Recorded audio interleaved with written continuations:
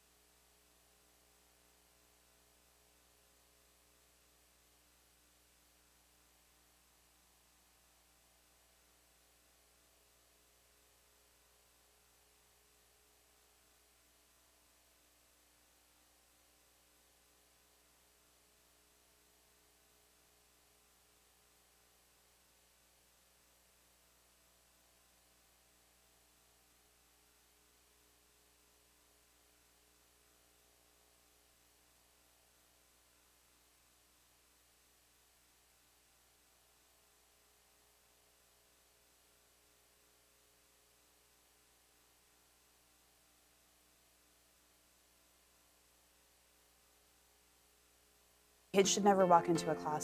The fifth largest school district in Calvine.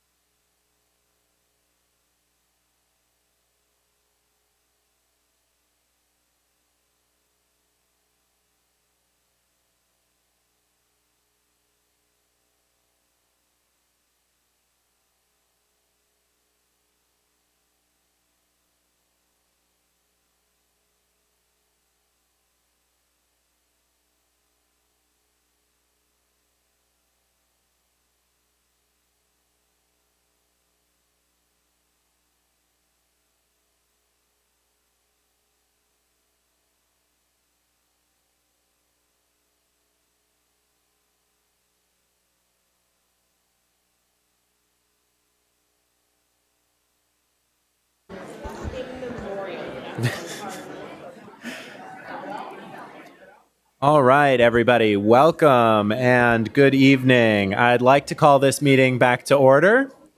Shh. There we go. See, it's like, I know it's like magic. Anyway, good evening and welcome to the Elk Grove Unified School District Board Meeting. Live streaming of full in-person board meetings will be available to the public via the Zoom platform.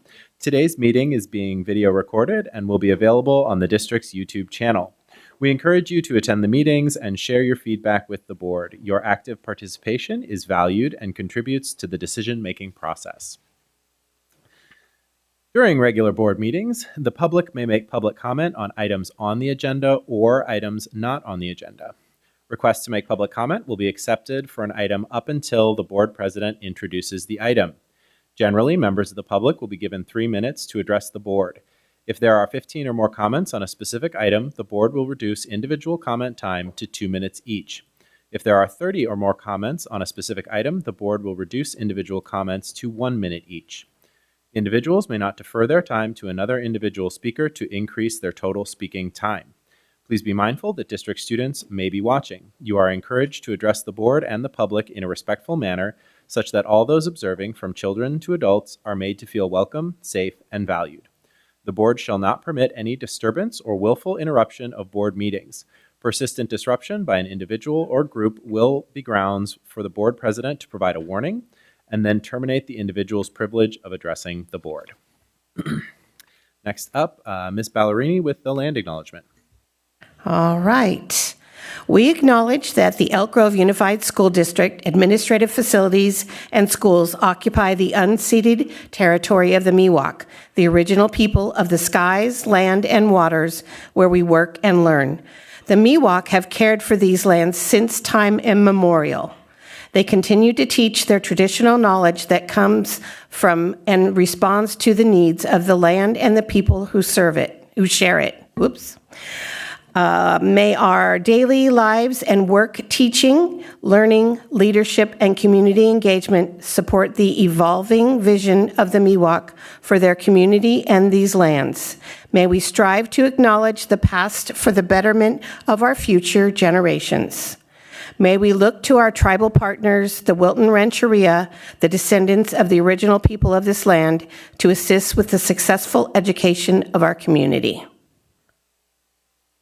Thank you very much. Next up is the Pledge of Allegiance. Unfortunately, our special guest was unable to join us, but we do have Principal Samantha Moorer here, and I will hand it off to Mr. Yang to say some words. Thank you. Thank you. Good evening. Charles Mack Elementary School is honored to recognize Miss Yolanda Mendoza Gutierrez as our education partner. Miss Mendoza is the proud mother of 2 boys. Ian attends 1st grade and Juan attends the Head Start Pre-K program. Miss Mendoza was anonymously voted to represent Charles Mack parents on the Head Start Policy Committee. Along with parents from 18 different pre-K school sites, this committee collaborates to determine how Head Start funds are spent. Ms. Mendoza has volunteered in many capacities over the last 2 years at Charles Mack Elementary. She helps with snow cone days on Wednesdays after school, offers her time to prep activities for the pre-K class, and you can often find her helping with Spanish translation for families in need. According to her son's 1st grade teacher, Ms. Mendoza goes above and beyond to not only advocate for her children's education, but also for our school. She creates a positive, safe, and loving environment at home and supports our learning environment at school. Yolanda's positive attitude brightens up our day, from her hobby good mornings to her see you tomorrows. She is an amazing mom, and her children are lucky to have her. We are honored to recognize Miss Yolanda as a dedicated Charles Mack Elementary parent. Thank you.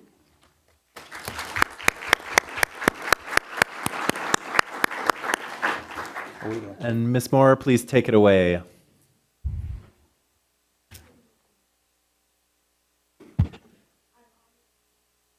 I am honored to represent Yolanda Mendoza. So friends, you're already standing. That's wonderful. Salute, pledge. I pledge allegiance to the flag of the United States of America and to the republic for which it stands, one nation, under God, indivisible, with liberty and justice for all. Are we going to take pictures? Because she's not, okay. So, but I'm going to go hand this to her.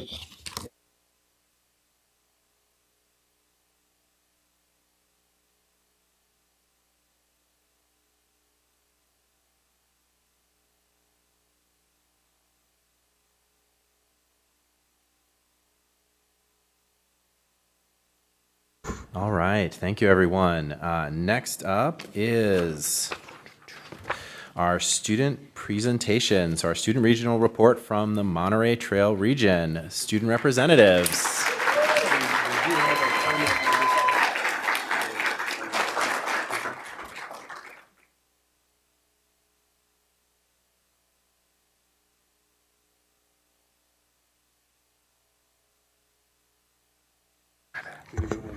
You want to do it after the kids, or you want to do it? Okay.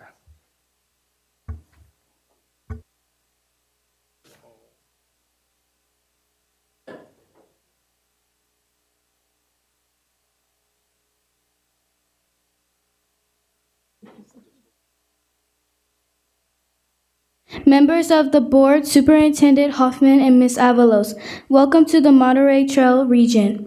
My name is Morgan Brown, and we are members of the We Video Club at R&B West. Ms. Villa is our club advisor and has taught us how to take pictures and videos and how to edit them. We are involved in many events that happen at West. It's a really cool experience for us because it is so fun.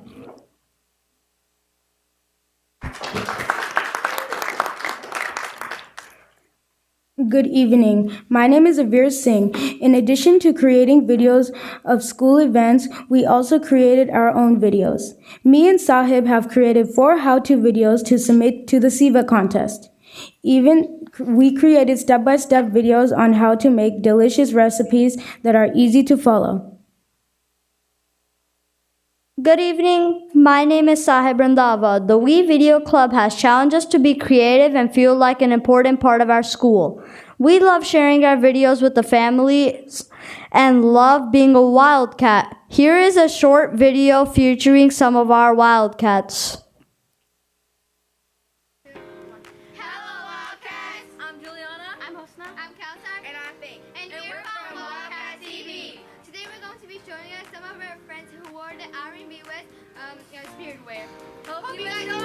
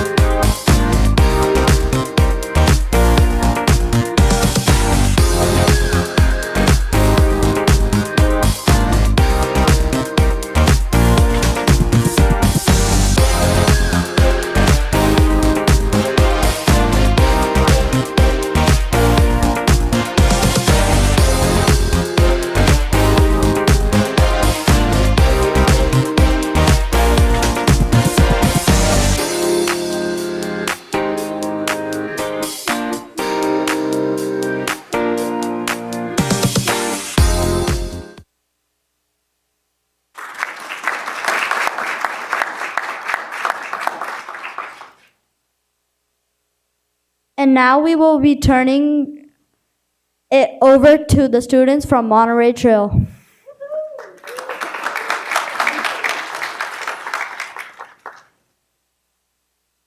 Thank you to our future Mustangs from Irene B. West. Good evening. My name is Bianca Bustillo. And my name is Tring Tran, and we're both seniors from Monterey Trail High School. And also your Monterey Trail region representatives for tonight. We absolutely love hosting our annual Multicultural Assembly in November with a variety of cultural clubs on campus. Not only do they participate in this assembly and night show, but they do host a lot of their own cultural nights throughout the year. They all share a pride in their culture, a desire to share their culture in and out of school, how it breaks down walls, and how it brings groups together. We also have our Link Crew programs and Unity Days to unite students from all grades together. The Student Equity Council, SEC, has grown as well, which we will talk about further in the presentation. We just had our second annual community carnival trying to build our feeder community, and we also wanted to showcase one of our biggest community events, Open House and Mustang Derby.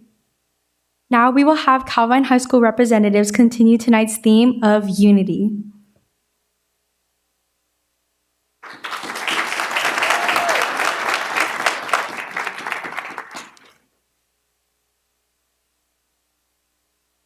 Good evening. My name is Varun Naidu, a senior at Calvine High School. And I am Crystal Yang, a junior at Calvine High School, and we are pleased to present highlights about the Calvine community.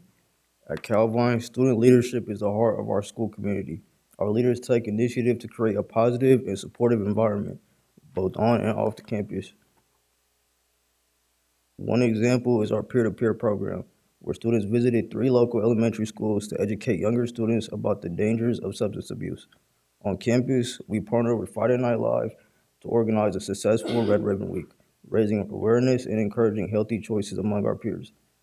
This year, we were excited to launch our Student Equity Council, which received a grant from the California Museum.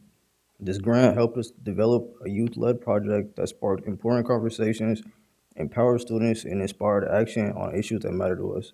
Our biggest achievement was organizing Calvine's first Multicultural Day, a celebration of the diverse cultures and backgrounds that make up our school. This event brought students together, fostering pride and appreciation for our differences. We also want to take a moment to recognize our dedicated teachers who work hard to create warm, engaging, and inclusive classrooms. Their support allows students to refocus and succeed in a learning environment that truly feels like a second chance. Their efforts, along with the leadership of our students, help shape Calvine into a school that offers both opportunity and community. In addition to these accomplishments, we are proud to share that the California Department of Education recognized Calvine High School as a model continuation high school this spring. This honor reflects the hard work and dedication of our students, staff, and administration. Looking ahead, we're also excited to build on this momentum and find new ways to celebrate the achievements of the class of 2025. Thank you for your time, your support, and for allowing us to share the impact of student leadership at Calvine High School. Thank you. It is my pleasure to introduce the Raymond Case National Elementary Honor Society representative.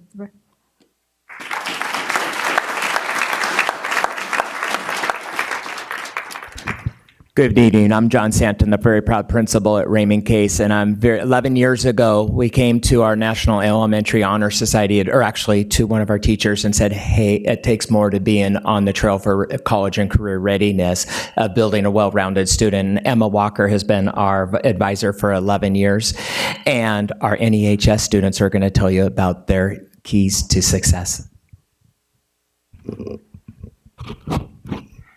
Hello, my name is Madison Tran, and I will be presenting scholarship. Scholarship means a commitment to learning. An NEHS member is willing to spend time reading and studying, knowing the lasting benefits of a cultivated mind. We all must continue to learn even when formal education has ended. Knowledge is one great element in life that leads to the highest success, and it can be acquired in only one way, through diligence and effort. Members of the NEHS are challenged to continually expand their world through the opportunities provided by scholarship.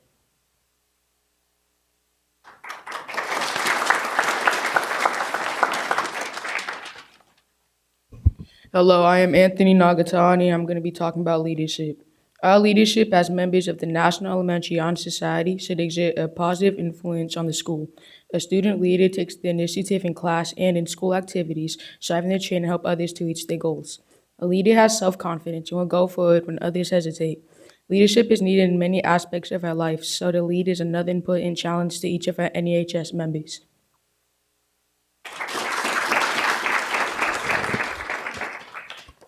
Hello, my name is Samaya English, and I will be representing responsibility. Responsibility is our commitment to do what we say we are going to do when faced with it is our obligation for doing what is right when faced with the temptation of doing wrong. We work in a responsible manner at school to achieve our academic goals. Our responsibility is displayed through acts of good citizenship, respecting laws, culture, and traditions of our part of the world. NEHS members demonstrate responsibility at home, at school, and in the community, and we serve as role models for our peers.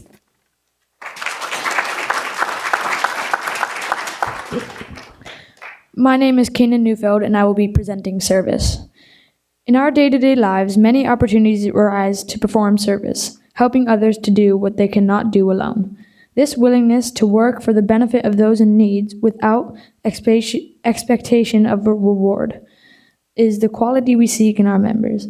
As members of NEHS, we are committed to the idea of volunteering our time and abilities to the creation of a better tomorrow for us all. We provide service by planning school activities such as spirit days and dances, volunteering during morning and lunch recess, tutoring primary students, and greeting students in the mornings every Friday. We also coordinate a school-wide Kindness Week and Veterans Day Assembly. In addition, we create cards for senior citizens in the community, as well as various other service projects. Our time as members of the Raymond Case National Elementary Honor Society and our commitment to the 4 pillars is preparing us to become members of the National Junior Honor Society at Edward Harris and National Honor Society Key Club members and elementary school tutors as high schoolers at Monterey Trail.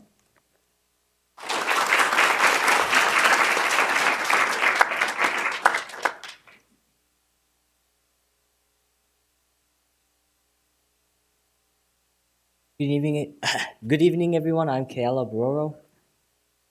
I am Tamaya Keys. We're both 6th grade student leaders at Barbara Comstock Morse Elementary. Tonight we will talk about AVID, what it means and why it's a great benefit for our students. AVID, which stands for Advancement via Individual Determination, is a program designed to close the opportunity gap by ensuring all students are college, career, and life ready. The 9 schools in the Monterey Trail region are dedicated to a college and career focus. That means that elementary students can build on their grades and explore future pathways through middle and high school. We are proud that 196 of the regional teachers have been AVID trained to build on student success.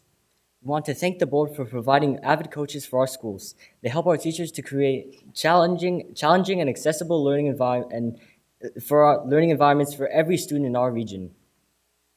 Throughout the Monterey Trail region, the AVID coaches share expertise, demo lessons, family resources to learn about WICR. WICR stands for Writing, Inquiry, Collaboration, Organization, and Reading. Tonight, the board will receive 2 sample folders from 2 recent family teacher academic teams meetings. WICR was shared with BCM families. Thank you for your time. Thank you for supporting us with AVID, and as we prepare to be college, career, and life ready. Thank you all.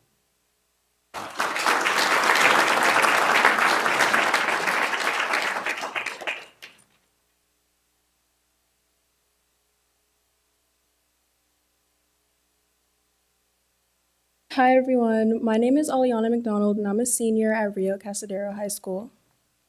And I'm King Lewis, also a senior at Rio Cazadero High School. We're part of the peer-to-peer program at Rio Cazadero High, and as members, we give presentations to 6th graders across the district about the dangers of vaping. A big part of our work is creating our own slides to make sure the message really connects. Our goal of peer-to-peer is to build a supportive and inclusive community where students, no matter their background, can work together as advocates and help each other grow. Our mission is to make a positive impact based on our school's culture and values, educate our community on the harms of tobacco and other substances, and develop strong peer advocates with skills in leadership, teamwork, and problem solving. This year, we presented at Sierra Enterprise, Perry Elementary, and John Reith Elementary. We have one more presentation lined up at Sunrise Elementary in April. What I love about peer-to-peer is that it's helped me get a lot more comfortable speaking in front of groups. I've learned how to use Canva, which is an amazing tool for graphic design, but most importantly, I feel it's crucial for sixth graders to learn about the risks of vaping early on.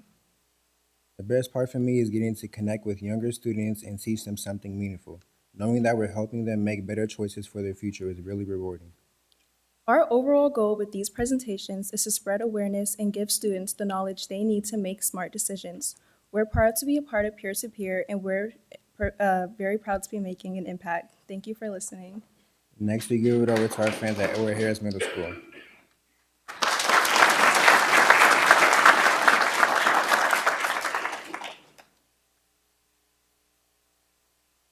Good evening. My name is Lilia Rose Perez. And my name is Nia Richardson. We are both 8th grade leadership students at Edward Harris Junior Middle School.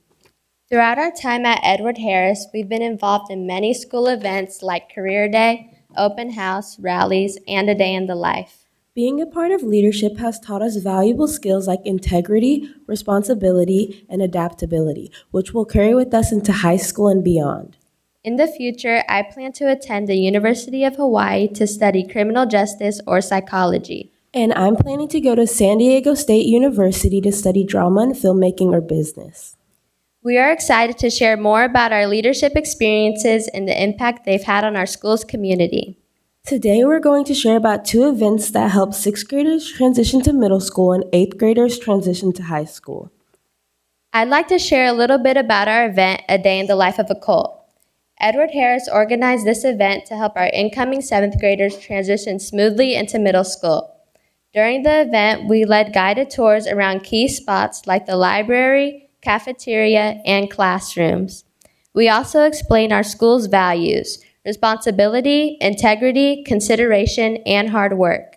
Us 8th graders shared personal experiences, answered the incoming 7th graders' questions, and even offered tips to navigate the new environment. By the end of the day, we noticed a real boost in their confidence and excitement about joining our community. This initiative not only helped incoming 7th graders feel welcome and prepared, but also gave us a chance to grow as leaders and role models. Now, I would like to talk about my experience at Monterey Trail High School Shadow Day. Shadow Day was like a day in the life, but we toured the high school as incoming freshmen. Monterey Trail organized this to help incoming freshmen stay calm about our upcoming change. Shadow Day was a very fun experience for me. Being able to be the one given the tour instead of being the one giving the tour felt very reassuring. I got to see how the 6th graders felt at a day in the life. I also got to see how differently it was ran compared to a day in the life. While it was very fun, it was also very informative. I saw how students manage things like homework, extracurricular activities, and sports. It gave me a head start on thinking about how I want to manage my time as both a scholar and an athlete. By the end of the trip, I felt way more confident about starting high school. Thank you for your time. And now we would like to introduce Monterey Trail High School students Bianca and Trang.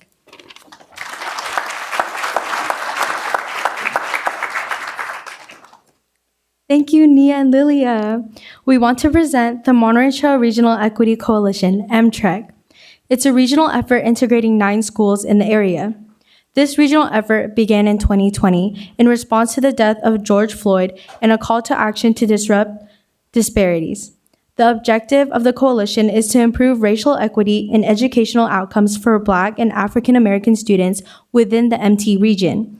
It includes regional and site-specific action strategies centered around collaboration among students, parents and families, faculty and staff, site and district leaders, and community partners. This year, the MTREC has engaged nearly 100 partners in purposeful discussions, information sharing, and strategizing through the quarterly coalition meetings and related events. Students at the MTHS BSU are currently engaging younger students within the trail in listening sessions with a series to inform priorities and actions for next year. Each school site implements strategies towards intermediate and long-term goals, including increasing representation of African American students in GATE, honors, and AP courses, increasing school connectedness, decreasing disproportionality in African American student suspensions, and increasing the percentage of African American students graduating college and career ready by 2026. Comparison on datasets from 2022 and 2024 reflect a decrease in chronic absenteeism rate for African American students across all 5 MTRAC elementary schools. Monterey Trail High School has also experienced a decrease in African American student suspension each year for the following past 3 years at approximately 0.3% each year, reflecting a total decrease of 5.6 from 2022 to 2024.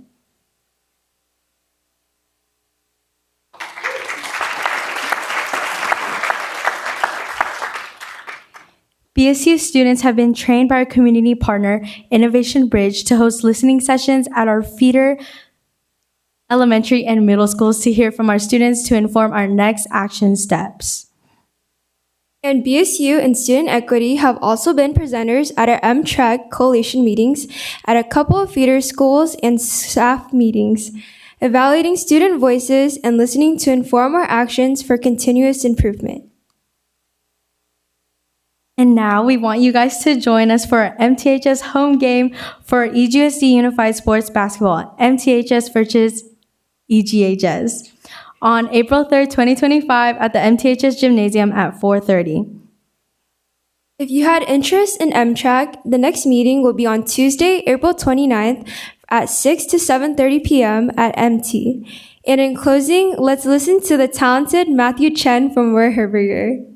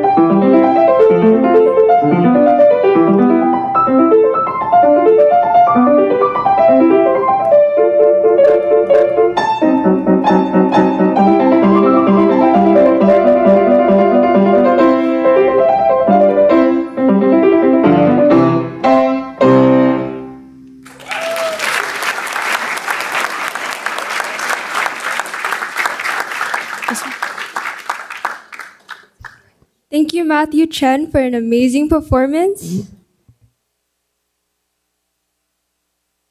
And we would like to thank the board for having us as your Monterey Trail Region representatives.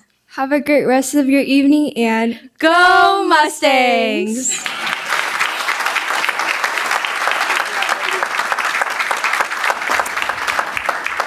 Thank you, students, for that wonderful presentation. Before we let you all go, I would be remiss if I didn't introduce our principals from the Monterey Trail region. Toby Page from Calvine High School. Doug Wendell from Rio Cazadero High School. Lara Ricks, Monterey Trail High School. Nick Freethy, Edward Harris Middle School. John Santon, Raymond Case Elementary School. Dr. Tamala Moore, Roy Herberger Elementary School. Kilolo Umi, Barbara Comstock, Morse Elementary School. And Brian McNeil, Irene B. West Elementary School. And before you all go, I believe we have one public comment on this item. Yeah, Board President, we do have one blue card on this item. Okay. So calling up Brent Irie and Bill Rios.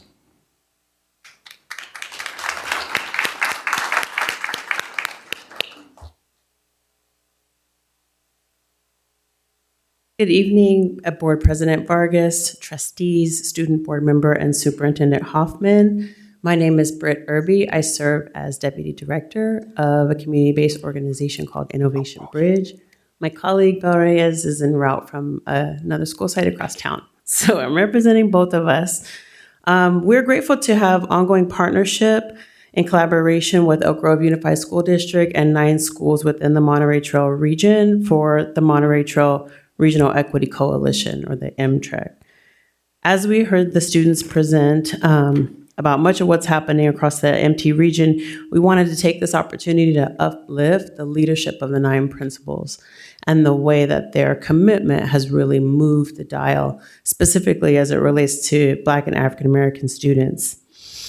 The principals across the region in 2020 took the charge to and have remained steadfastly committed to addressing disparities in educational experiences and outcomes for Black and African American students.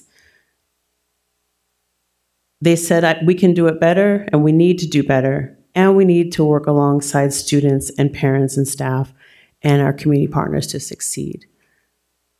Through their leadership and through their action, they really are exemplifying the strategic goals that Elk Grove Unified School District uplifts. And they're remaining committed to that, as well as leading their staff teams and their families and students in this effort. We've just heard some of the positive outcomes this work has accomplished, but there are other data that really do support the evidence-based practices that the principals are leading within their sites. And so we wanted to take this opportunity to uplift them. We recognize, as great as the progress is, there's so much more work to go and more work to be done.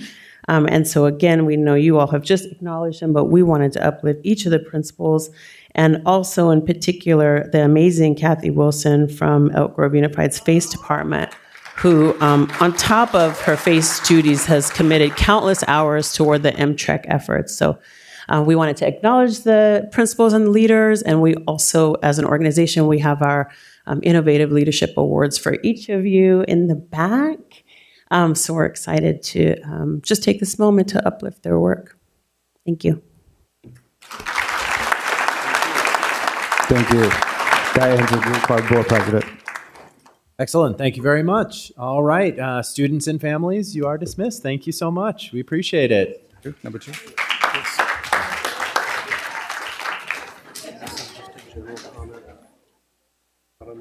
Okay. Okay.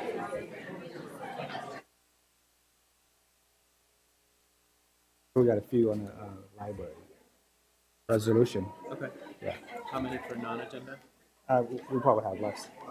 A few, not a lot. We're not exceeding our number.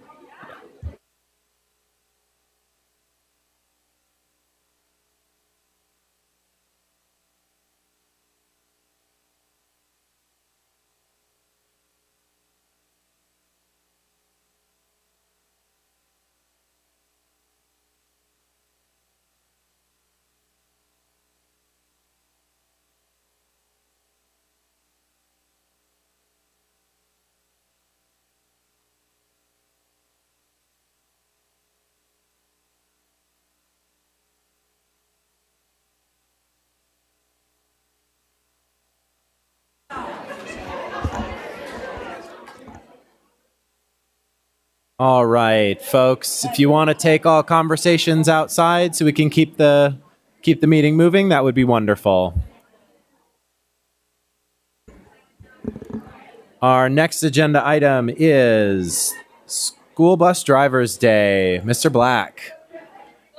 Folks in the back. Shh. Thank you. Hey, good evening, Board President Vargas, Board of Trustees, Superintendent Hoffman, Ms. Avalos. I'm happy to be here tonight to read the resolution regarding School Bus Drivers Day. We have an excellent group of school bus drivers, and I'm privileged to get to work alongside of them every day. The Board of Education is asked to adopt Resolution Number 75, 2024-2025, designating April 22nd, 2025 as School Bus Drivers Day. School Bus Drivers Day, celebrated annually since 2009, was designated by the State Assembly to recognize and draw attention to school bus drivers for their continued and excellent services to pupils in California. Annually, on the fourth Tuesday of April, the people of California officially recognize all school bus drivers for their continued and excellent services to the youth of the state.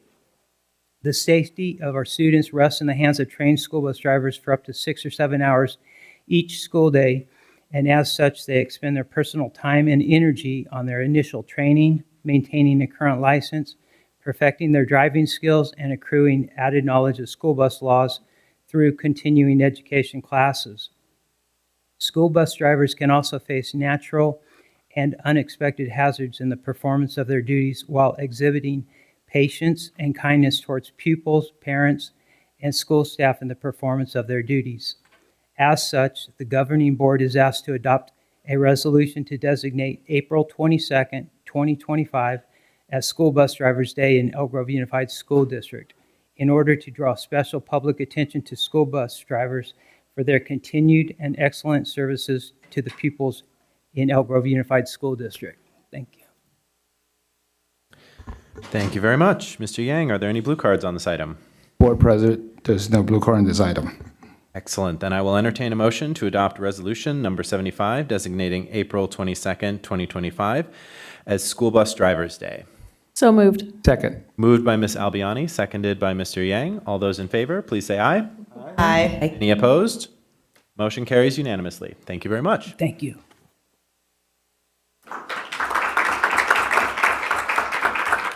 Next up, recognition of National Library Week. Mr. Schweitzer. Good evening, Board President Vargas, members of the board, Superintendent Hoffman, and Ms. Avalos here tonight to talk about National Library Week. I know that we have several members of our school librarian and library technicians with us here tonight. If you all would like to stand while I'm reading, we'd be honored to have you.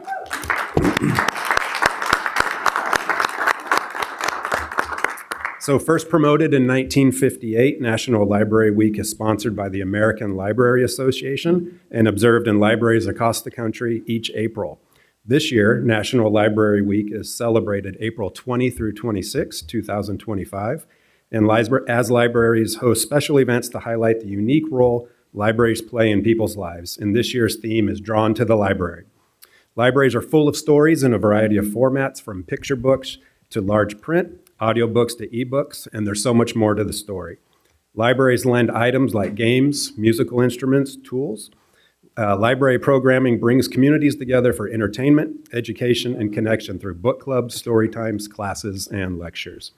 Celebrations occurring across the nation during National School Library Week include Right to Read Day, National Library Workers Day, National Library Outreach Day, and Take Action for Libraries Day.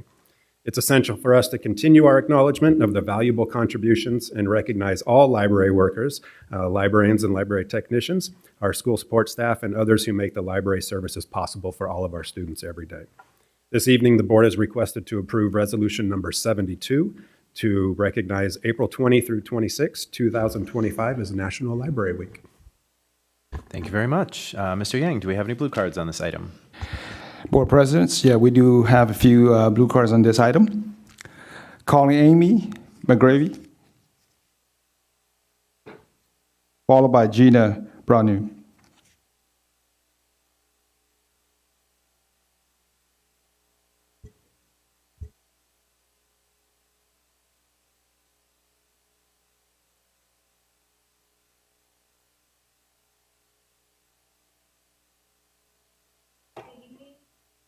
Superintendent Hoffman, Board President Vargas, Ms. Avalos, and school board members. First of all, I would like to thank the board for appreciating the work of library staff in our district. I believe that the work libraries do is invaluable, helping students to discover a love of lifelong and self-driven learning by connecting students with books, developing literacy and informational skills, and creating a safe haven for students on campus to study or engage with literature.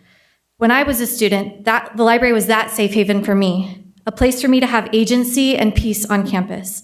And I know that our district librarians work very hard every day to create that atmosphere for our students. In the spirit of National Library Week, I would like to ask the board to consider some of the ways that our mission to empower students is being jeopardized by encroaching responsibilities that fall outside of our field of expertise. The main one being the decision of some school sites to put the responsibility of overseeing Chromebook loaners, checkouts, and repairs on school libraries. Unlike instructional materials like textbooks, Chromebooks are a daily issue that take hours out of our day between loaners, Chromebook inspection and management, hard resetting, etc. All of these tasks come at the expense of library staff being able to complete our primary job functions, as we are constantly inundated with Chromebook help requests. They interfere with our ability to manage textbooks, create, promote, and run library programming related to literacy and informational discernment, teach lessons to classes on research, news literacy, and library skills, create resources, collaborate with teachers, and promote books through book talks, displays, and reading programs. These are the tasks we have been educated to perform. Chromebooks are a time-intensive responsibility that is incompatible with our responsibilities as library staff. Please consider looking at other solutions for Chromebooks, such as having them be managed by technology services who have the education and training to effectively oversee them, unlike librarians who are trained in literacy and library science. And ideally, by creating a tech position through technology services, like other districts have done, to supervise Chromebooks at multiple sites, since this job is so time-intensive that it cannot easily be tacked onto an existing position. I again thank you for acknowledging the work that librarians do, and I hope that that appreciation extends to helping us with this issue. Thank you. Thank you. Calling Gina, followed by Courtney. Good evening, Superintendent Hoffman, Board President Vargas, Ms. Alvas, and school board members. My name is Gina Brannon. I've worked in Elk Grove Unified for 29 years, and I have some concerns about Chromebooks. I am the tech at Franklin High School, and how it is affecting my job as a library tech, to the point where most of my day is consumed by Chromebooks. This is what we call our casserole of nonsense. This is just half a year of Chromebooks.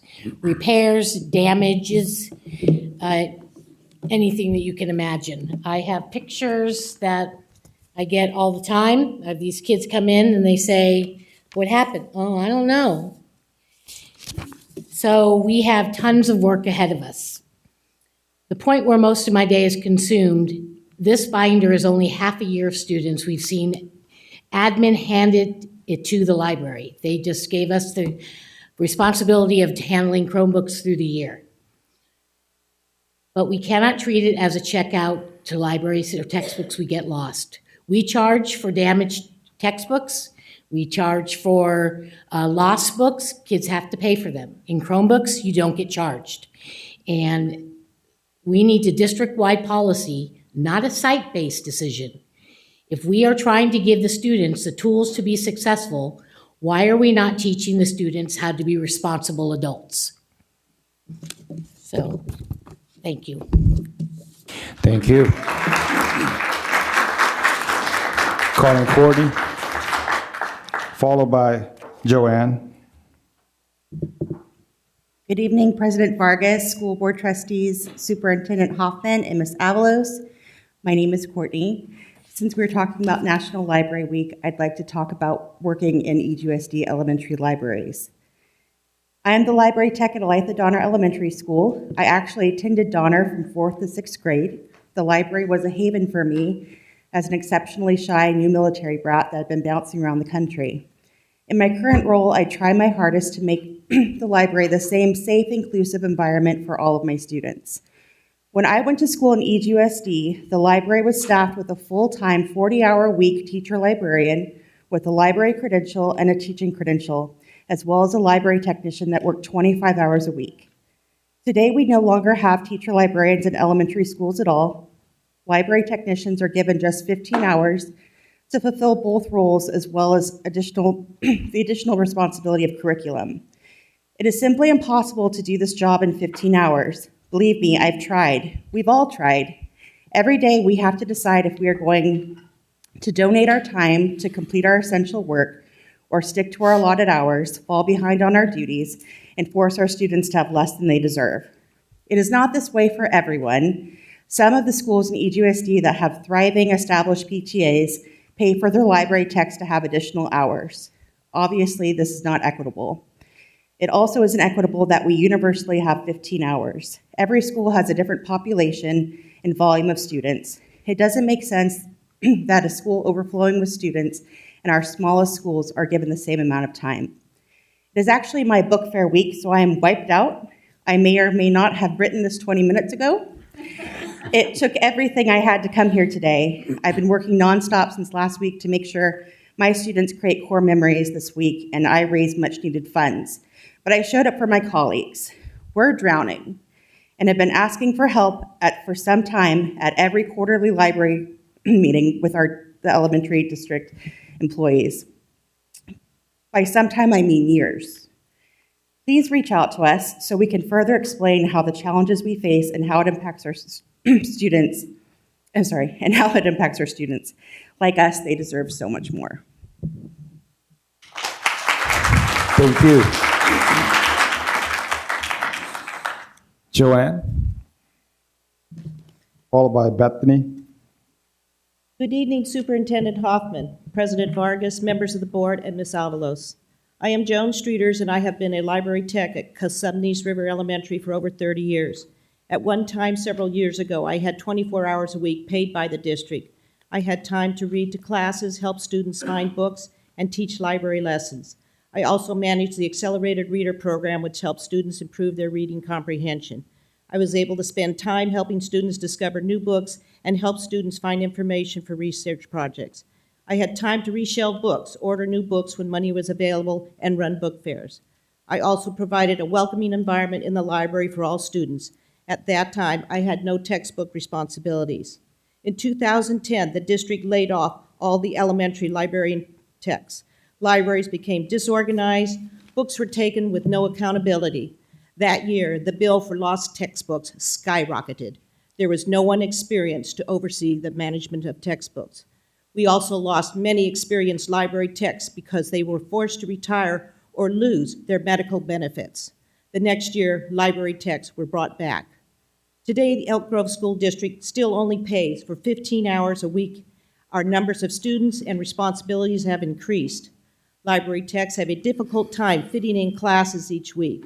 Library lessons and reading in classes is minimal or not happening at all.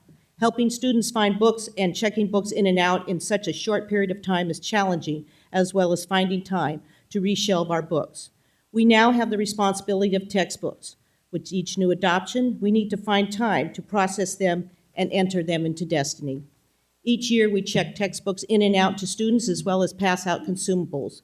When consumables for the following year are delivered in the spring, we must find time to inventory them and report back to the warehouse within 3 days of delivery with any discrepancies. During the year, we must also order textbooks and consumables for new students. We have a big turnover of library techs because of so much to do in so little time. Our techs receive no training and depend on our current techs to find time to help them out. Our district is shortchanging our students in the library. Our techs need more hours to provide basic needs and quality time to our students. One of my former principals always said that the library is the heart of the school.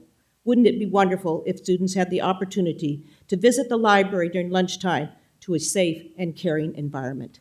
Thank you. Thank you. Bethany Pate, followed by Katie. It's ready. Good evening, President Vargas, board members, Superintendent Hoffman, Ms. Avalos. I'm Bethany Payne, and I'm the library tech at Dillard Elementary. The library really is the heart of the school, so thanks for recognizing it this week. I've been at Dillard for 10 years, and Previously, I was at Butler Elementary, so I've been at a little school and a big school, and there's a big difference. At Dillard, we have a solid collection.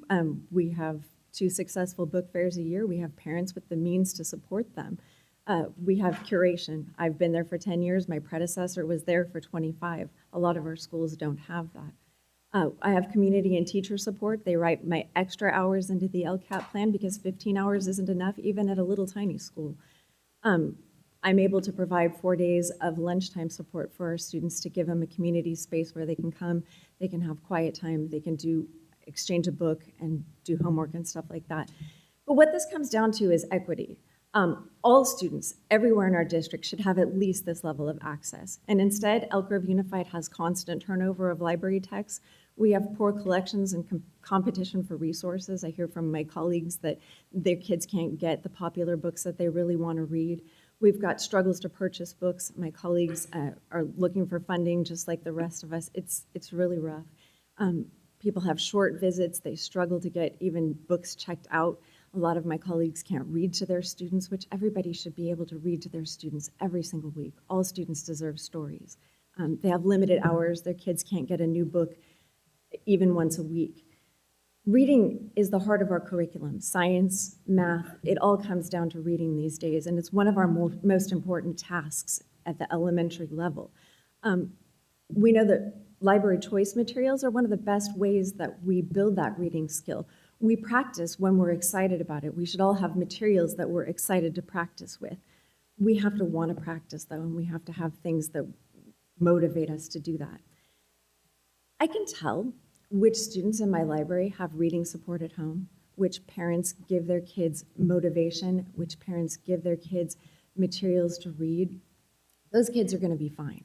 Those kids are not the kids that really need what the school library can provide. But we should aim in our district to give that kind of support and that kind of community to every single child. We begin by supporting our libraries. Thank you. Thank you. Christine, followed by Maria Howe. Good evening. Hello, my name is Katie Cerati, and I've been with Elk Grove Unified School District and at McKee Elementary as a library tech since September of 2014. Prior to joining Elk Grove Unified, I was a librarian for the Sacramento Public Library for almost 18 years as a youth services librarian. It might be surprising to a lot of people that our district hires library technicians in lieu of librarians because librarians who work for elementary or secondary schools in California must also hold a library media credential in addition to having their master's degree in library science. However, this means that most of us, our library technicians, aren't formally trained, and most of them have learned the job while on the job. Since I started over 10 years ago, there have been no formal training put into place, and we've been forced to be creative in order to learn how to do our jobs. There's no manual or any kind of formal training given. Most of us rely on each other to answer questions or problem solve, which is highly problematic given that we're compensated for only 15 hours a week, unless your site has agreed to allow you to put some overtime hours on a timesheet. I took this job believing that I would be our school librarian, which I was for a couple of years before finding out that an entirely new job was being handed to me, instructional materials coordinator. However, I was now expected to do both jobs in the same 15 hours per week. The instructional materials coordinator is responsible for adding all the textbooks, consumables, teachers' editions, and related materials to our database, and then checking those items out to each of our students and teachers.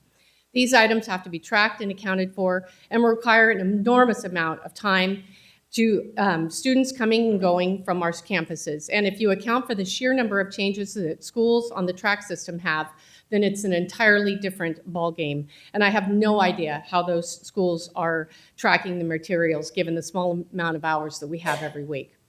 Combine this workload with also trying to fit weekly class visits and carve out time to service all our students and teachers, you might have a small sense of the difficulty doing our job in such few hours. But wait, there's more. We have zero budget from our school district for new or replacement library books. So if we want anything new, we gotta be fundraisers. We are hourly employees with no benefits. I'm betting most of us make less than my 20-year-old who is currently making sandwiches for Subway Sandwich. That's sobering. It's completely demoralizing, and I can't continue to exist here in this hopeless manner, so I've decided to retire at the end of this school year. Truthfully, I've hung in there for over 10 years because, I'm sorry, I'm getting a little verklempt. I'd hoped things would change, and I love our students and our teachers at McKee. However, as time has passed, it's become clear that our administration is big on giving us thanks, but we receive zero meaningful support. I don't want thanks for doing my job. I'm tired of hearing thank you. Show us that you value our students and our staff by compensating us fairly, by giving us more hours to adequately do the job that we currently have, and by giving us a budget that shows you actually value student literacy. We deserve better, and so do our students. Thank you. Appreciate it. Thank you. Next to the podium, Christine, followed by Maria Howe.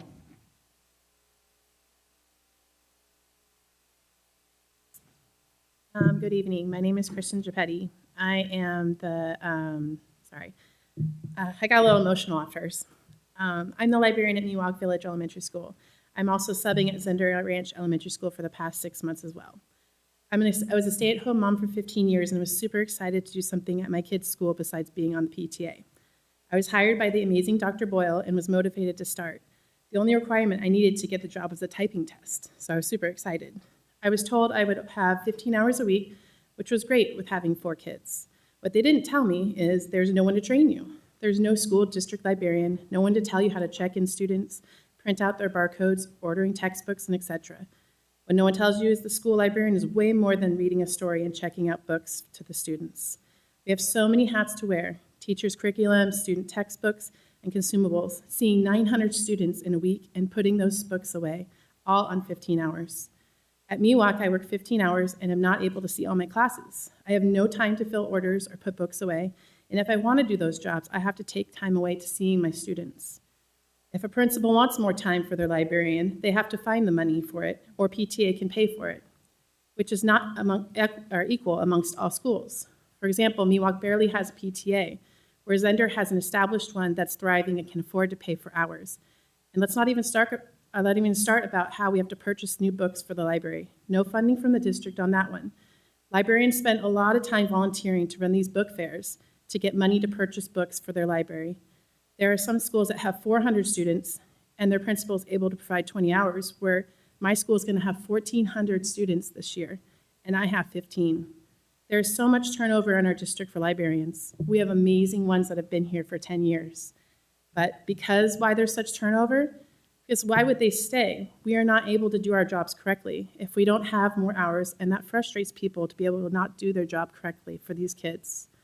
Another problem is once a librarian leaves, it takes a while to get a new one. There's no one to train them, and the only ones suffering are the students and teachers who need their supplies. I really hope the district can see the need for all the school librarians having more hours. We all love our jobs, and we don't want to make a choice between staying at a job we love or a job that actually provides income for our families. Thank you for your time. Thank you. Maria Howe, followed by Linda. Good evening, Board President Vargas, members of the school board, Superintendent Hoffman, and Ms. Avalos. My name is Maria Howe, and I'm the teacher librarian at Cazumnes Oaks High School. Today, I want to take a moment to celebrate one of the most impactful spaces on our campus, our school library. Our library at COHS is so much more than just a room full of books. It's a place where learning comes to life.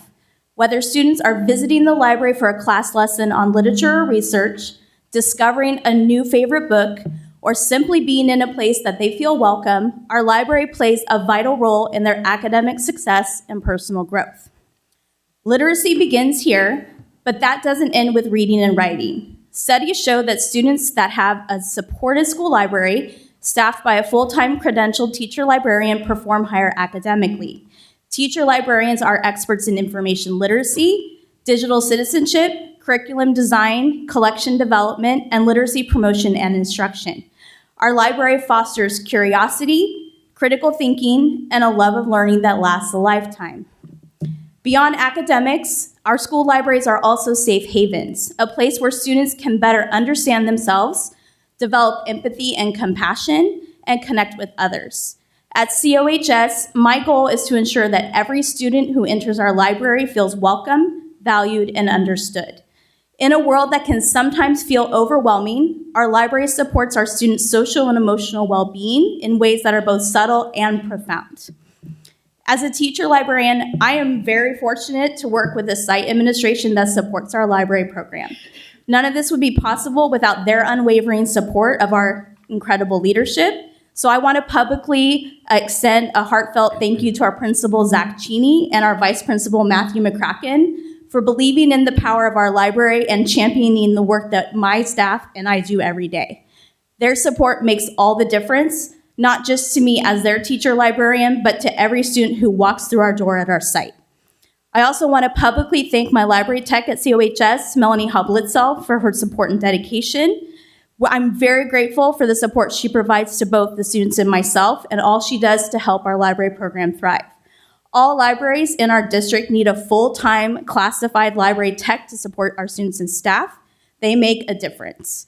Thank you for recognizing that a strong library is at the heart of a strong school and ensuring that all of our students, staff, and teacher librarians in EGUSD have access to a well-supported library program at their school sites. Thank you.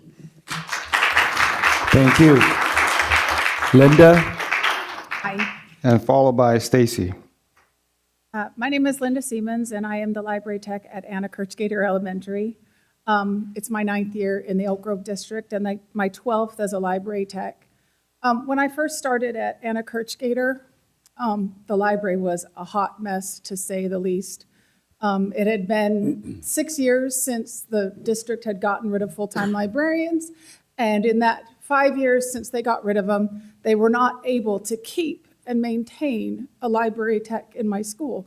So the library might be open for 2 months before the person quit, and then of course it would take another 3 months to hire the next one. So they were not getting, and so when I started, the kids had no love of reading and no books. Really, they walked in, the 6th graders, they grabbed a book and they checked it out because their teachers told them they had to have a book.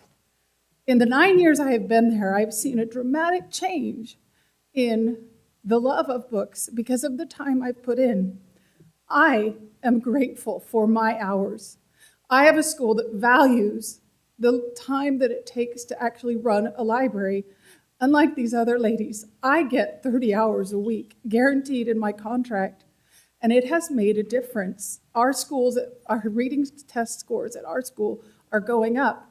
I run the accelerated program at our school, and I fundraise to earn prizes to provide these for the kids to encourage them to read and to continue their love of reading. I see it every time. I have a principal who has supported me and who has actually given quite a bit of money to get new books, and you would not believe the excitement that my kids, even with all of that, I still put in hours over because of the amount of time it takes. I just hope that the school district can value library techs and the work that they do and the impact it can have on their schools. Thank you. Thank you. All right, calling Stacy. Hi, I'm Stacy, the librarian, and I'm excited to be here in support of National School Library Month. Let me remind you why people love their libraries. According to Angie Thomas, author of The Hate You Give, she says, growing up, I was unable to travel because it was simply something my family couldn't afford. Books, however, allowed me to see that there was more to the world than my neighborhood. They saved my life in so many ways, and libraries were the only way I was able to access those books. John Bing, writer and law professor, states, to ask why we need libraries at all when there is so much information available elsewhere is about as sensible as asking if road maps are necessary now that there are so very many roads. One of our former presidents, Lyndon B. Johnson, said, books and ideas are the most effective weapons against intolerance and ignorance. Another author states, libraries raised me. I believe in libraries because most students don't have any money. He said, I couldn't go to college, so I went to the library 3 days a week for 10 years. That author was Ray Bradbury, author of Fahrenheit 451, a book coincidentally about limiting access to books as the society thinks they are the most dangerous of commodities. And finally, from my own students, when asked what they love about our library, it's the only place on campus I feel comfortable, and I appreciate and love it. As you can see, libraries are valuable, both worldwide and here at home. And because I am solution-minded, I can't leave here without throwing out a few suggestions to improve school libraries across our district. First, I'd like to reiterate what has been said, that library technician should be a full-time position across the district. This includes at the elementary level as well as the secondary and middle schools who are working with a reduced staff. They work to support students in their literary skills and love of reading. Second, Elk Grove Unified, as one of the top 5 largest districts in the state, should have a district librarian in addition to credentialed teacher librarians. They would provide the necessary training to make our libraries continue to be the special place they are and also provide consistency across the district. Finally, we fall significantly short of the recommended book-to-student ratio in our school libraries. The California Department of Ed states that a library collection should be updated annually with the latest and best in children's and young adult literature. Imagine what that would do for our test scores. I want to end by thanking those who have come before me in this boardroom and advocated tirelessly for libraries and students' access to reading whatever they choose. We worked together to ensure a fair process in building our library collections to represent all of our students, and I will continue to advocate for that. And now I hope you all go read a book. Thank you. Thank you so much. And Board President, that ends blue cards on this item. Thank you very much. And to everybody who spoke, thank you again for the feedback. We do really appreciate it. And I apologize that we are slow, a slow institution. We are a giant bureaucracy, but we hear you, and your words will be in the back of our mind. So, board members, I will entertain a motion to adopt resolution number 72, recognizing April 20th through 26th, 2025 as National Library Week. So moved. Moved by Mr. Yang, seconded by Ms. Ballerini. Would any board members like to be heard on this issue? Susan? Courtney, like you, I was also a military kid who was in a new school, a new town every year up until 8th grade. Libraries were my home, where I went to find my friends. So I know how important they are. And I've been a voracious reader ever since. Textbooks, you have my greatest respect. It's the only challenge that I tried working at a school, and I failed. I ended up in my principal's office crying and said, can I find a librarian on a timesheet, because I can't do that. Chromebooks are a beast in themselves. I worked in a school that we did it in the front office, and it took up the majority of our day. So I get it, I understand that, and you guys have my deepest respect.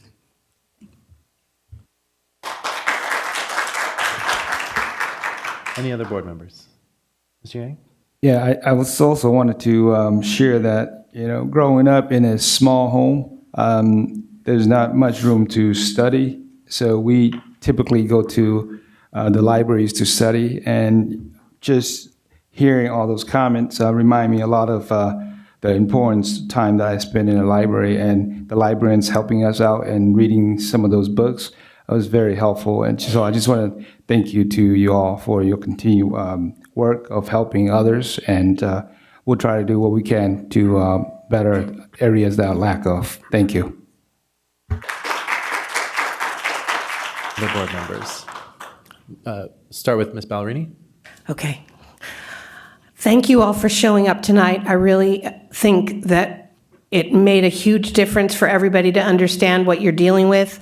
I personally know exactly what you're dealing with, because we all know that I worked as a library tech for a number of years in this school district.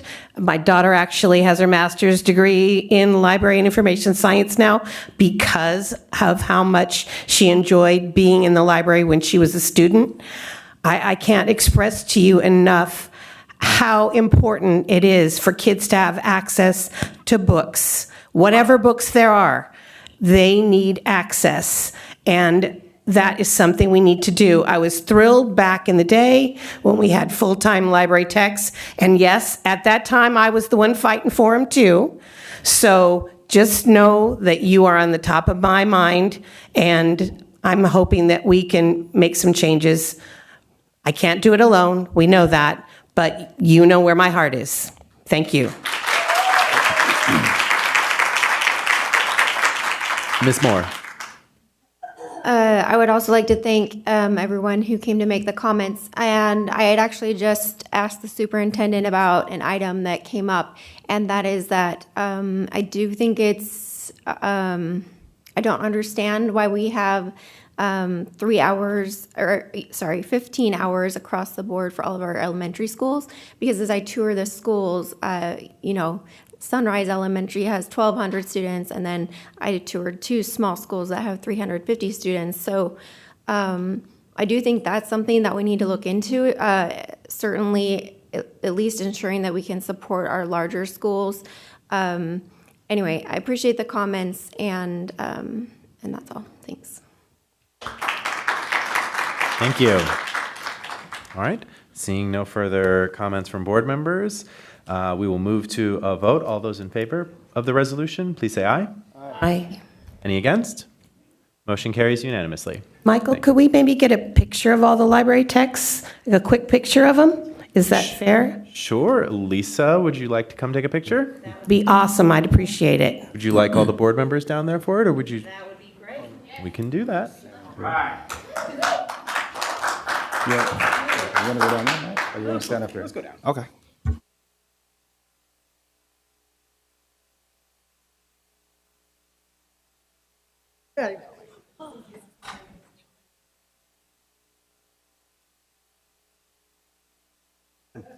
Good to see you. All right, we got this.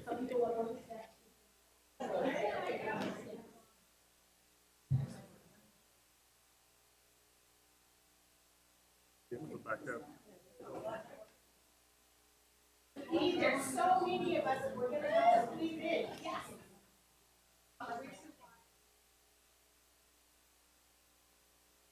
Travis. Close my eyes.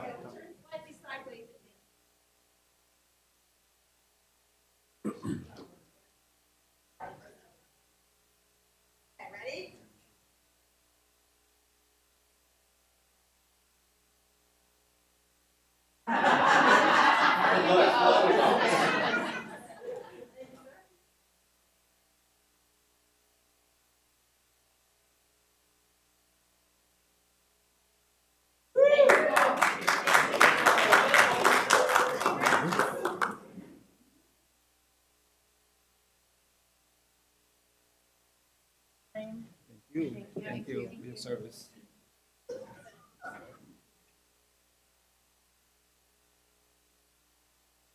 You're welcome.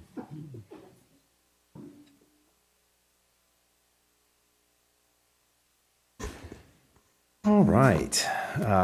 Next up, our next resolution, High School Voter Education Week resolution. Mr. Schweitzer, round 2. Right. Yep. Good evening again. I'm back tonight to share information on our high school voter education weeks. California Education Code 49040 designates the last 2 weeks, each September and April, as our high school voter education weeks. Voter education weeks provide an opportunity for students to become actively engaged participants in our democracy and to put these students on a path to a lifetime of civic engagement and voting. We strongly encourage our high schools and students to participate in high school voter education weeks and engage students in our pre-registration activities, voter registration, mock election, and mock trial at our sites. Therefore, this evening, the board is asked to approve resolution number 71, 2024-25, and declare April 14 through 25, 2025 as high school voter education weeks. Thank you very much. Mr. Yang, are there any blue cards on this item? Board President, there's no blue card on this item. Excellent. Then I will entertain a motion to adopt resolution number 71, which proclaims the period from April 14th through the 25th, 2025 as high school voter education weeks. So motion. Second. Moved by Ms. Chin, seconded by Mr. Yang. All those in favor, please say aye. Aye. Any opposed? Motion carries unanimously. Thank you very much. All right. Next up, recognition of California Adult Education Week. Ms. Angela Rodriguez.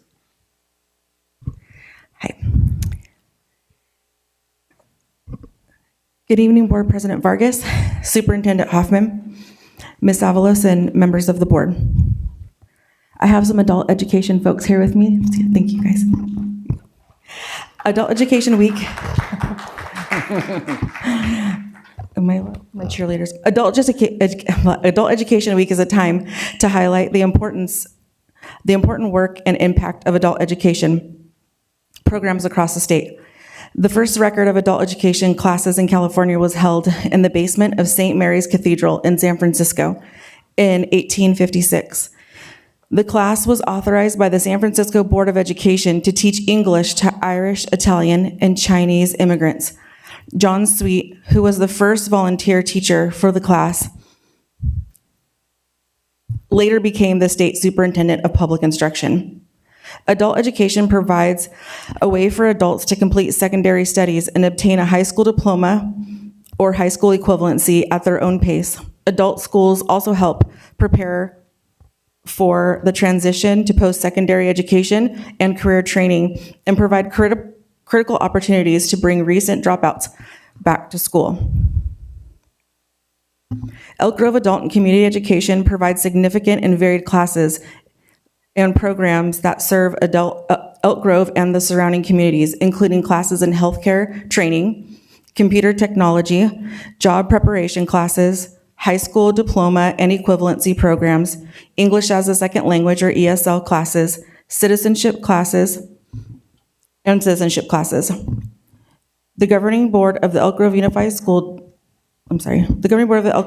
District is requested to recognize the importance of adult education and approve Resolution 74 and declare April 6th through 12th, 2025 as a California Adult Education Week. Thank you very much. Mr. Yang, are there any blue cards on this item? Board President, there's no blue card on this item. Thank you. Then I will entertain a motion to adopt Resolution number 74, recognizing April 6th through the 12th, 2025 as California Adult Education Week. So motion. Moved by Ms. Baldwin, seconded by Mr. Yang. All those in favor, please say aye. Aye. Any opposed? Motion carries unanimously. Thank you very much. Thank you. Next up, student expulsion and involuntary transfer recommendations. First is a request for student expulsion. Would anybody in the audience like to address the board in closed session regarding a student expulsion? Seeing none, I will take a motion to approve the recommendation for student expulsion. So move. Moved by Mr. Yang. Second. Seconded by Ms. Ballerini. All those in favor, please say aye. Aye. Any opposed? Motion carries unanimously. Thank you very much. Next up is public comment for items not on the agenda. Mr. Yang, do we have any blue cards on this item? Yes, Board Presidents, we have a few. Colleen Kathy Wilson, followed by Deborah Cannon.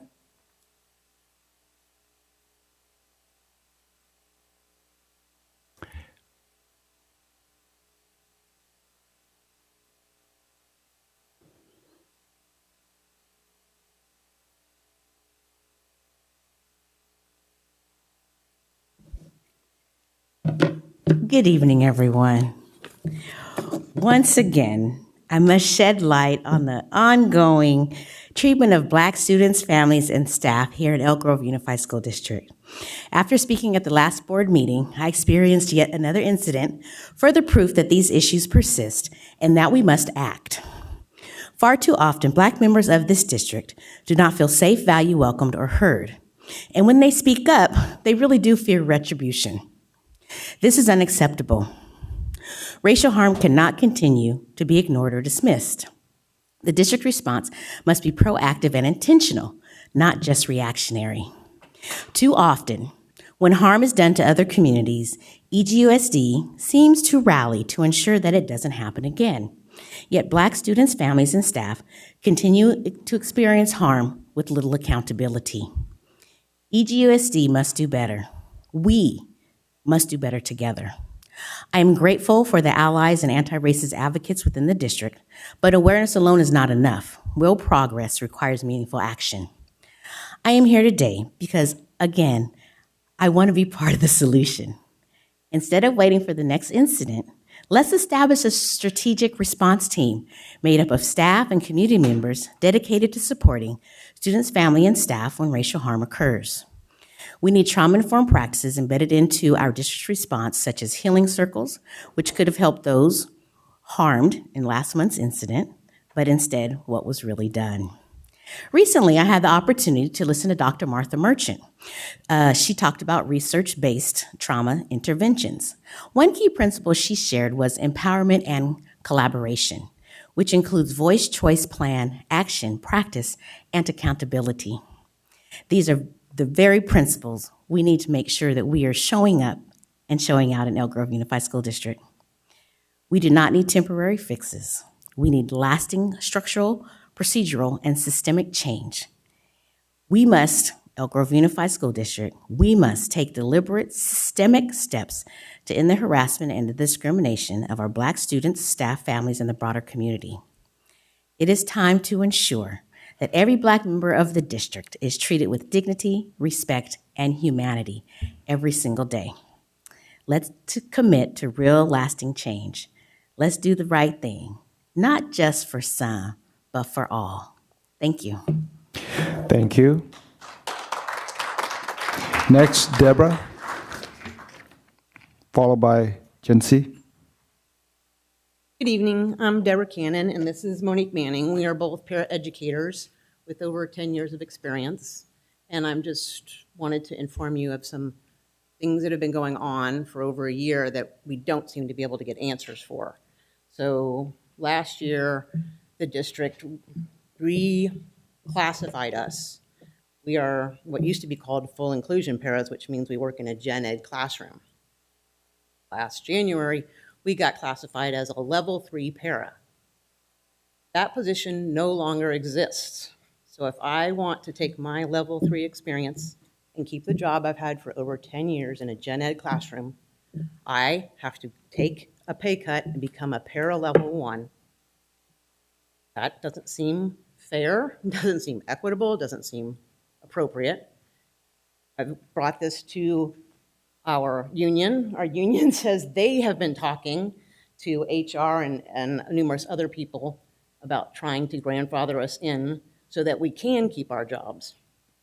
My second point of, I don't know, just to let you inform you, is that now the district is fading the use of the agency paras.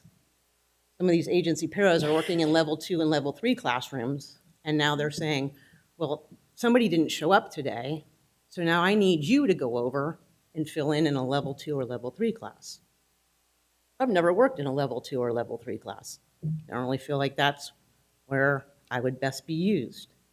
So I only wanted to bring this to your attention. I know Rocio's been working on this for a long time. This has been over a year in the making. There's 8 of us at our school that are stuck because we can't transfer to another school. And if they decide that we're all interchangeable because we're all para level 3s, if I wanted to work in a SPED classroom, a level 2 or level 3, I would have already done that. I like where I am and I like my job. And I think it's not unreasonable to ask that I get to keep my job and that I don't have to stay at the site that I'm at if I don't want to stay there. But right now, for me to do that, I have to reapply as a para level 1 and take a pay cut. So I'm asking you, I don't know what the answer is, but there has to be some solution to the problem that we've been dealing with for well over a year. And our kids don't get service when we're pulled. Right? Those are kids that are pushed into gen ed classes that need our support, that don't get service. Thanks for your consideration. Thank you. Thank you. Jency, followed by Loring Pryor. Good evening, board members, Superintendent Hoffman, and EGUSD cabinet members. I am Jency Ferraro, and I am the Director of Advocacy at EG Speaks, and I'm here as a voice for the families of those whose children rely on the district for not just education, but safety, stability, and inclusion. We understand that change is inevitable, that difficult decisions will be made, that challenges will arise, but I urge you to remember that while this may be a job for you, this is life for the families and the students impacted by your decisions. For many, these choices determine whether their child can access a meaningful education, feel safe in their school, or simply be included in their community. As school district leaders, you have a responsibility to ensure that any changes, whether it's staffing, programs, policies, or resources, are implemented with empathy, foresight, and a deep commitment to protecting our most vulnerable students. Transparency, thoughtful planning, and proactive communication should be a standard and not an afterthought. We are calling for accountability in the rollout of any changes with clear measures in place to assess the impact on students with disabilities. Our families depend on consistency and support. Please engage with the families who live these realities every day. Prioritize their voices and experiences in your decision-making. Our district's success is not measured by efficiency alone, but by how well we uphold the dignity, the rights, and the well-being of all students. To all the families and caregivers of students with disabilities, we at EG Speaks remind you that it should not be this hard, and you are not alone. Thank you. Thank you. Lorraine Pryor, followed by Sarah Green. Good evening, everyone. Laureen Pryor with Black Youth Leadership Project, here again to talk to you, one, follow up on what happened at CAMS with the rollout of the nigger bucks, and the response that we got from the parents who are still on there. Now, I expected accountability. What I didn't expect was for adults to go into their classrooms and grandstand in front of children, telling them that they need to think before they speak and before they carry information home to their parents. Additionally, one of your teachers on your campus said to his class, the lesson was not wrong, but was delivered incorrectly. He also said that the news is lying and that they're making things up. He also told the children that the NAACP asked that the school apologize, and the school, will absolutely not be apologizing for the misstep with those bugs. Now, we tell our children not to keep secrets from their parents. Why would your schools be encouraging them not to tell their parents what's going on with your schools? They need some accountability there. And then I've dealt with a parent this week from Irene B. West, and there was an issue with your Pioneer Day or Colonial Day or Living History Day. We got 3 different responses about that. And a child going home with a bag with his name on it, a cloth doll, and a rope shaped as a noose. Now, I'm not sure if every student got a rope shaped like a noose, but this particular black boy did. And if every other student didn't go home with that rope shaped as a noose, I want to know how it ended up with this 10-year-old black boy. And what was the message that was supposed to be conveyed with that? We're not going to continue to feign ignorance. We're going to listen to our librarians and go pick up a book.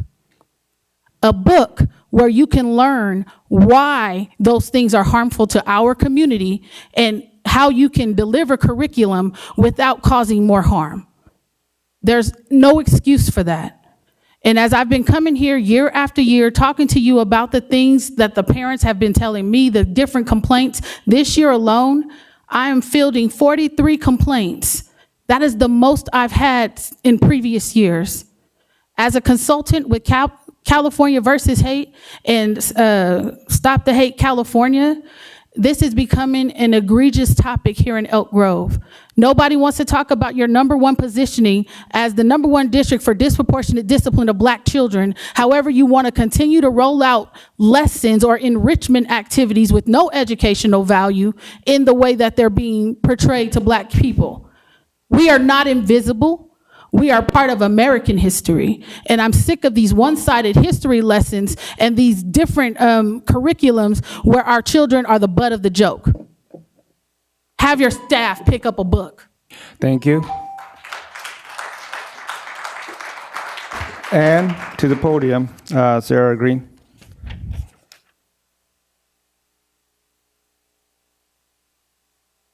Sheree Green. Thank you. Thank you. I'm here to speak on the traumatic impact of the nigger buck lesson. Good evening. As an educator in Elk Grove for 10 years, I want to thank you all for being committed to our students, especially our most vulnerable populations, specifically our Black and African American students. Done correctly, if Elk Grove provided, according to our strategic goals, quote, targeted support and interventions to students who identify as Black and African American, end quote, we'd see positive outcomes in the data for Black and African American students, other marginalized students, teachers and administrators, the entire school community, and society at large.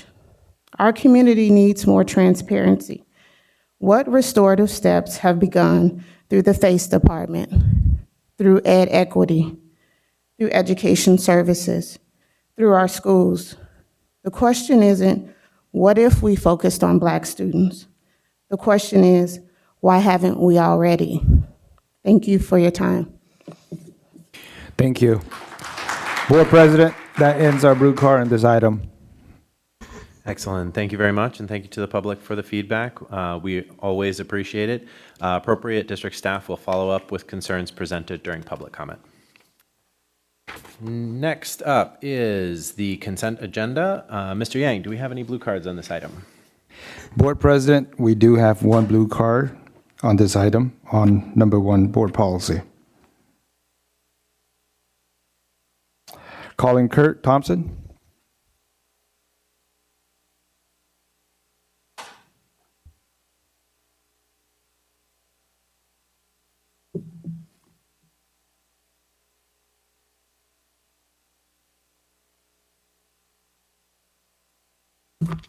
Hi. So another year, another attempt by this board to avoid community input about curriculum changes by adding to the consent agenda. I was just happening to go through it online before I came here, and I was like, oh, I should probably come and give you guys some input. So first, let's talk about the money. The board is still projecting tens of millions of dollars in deficits this coming year, and this new graduation requirement hasn't been paid for yet. So you would think that committing funds to long-term programs without knowing if, when, and how long the funds will be available would have been a lesson learned by now, but I guess not. Second, based on what I read, this ethnic studies class is meant to replace world geography.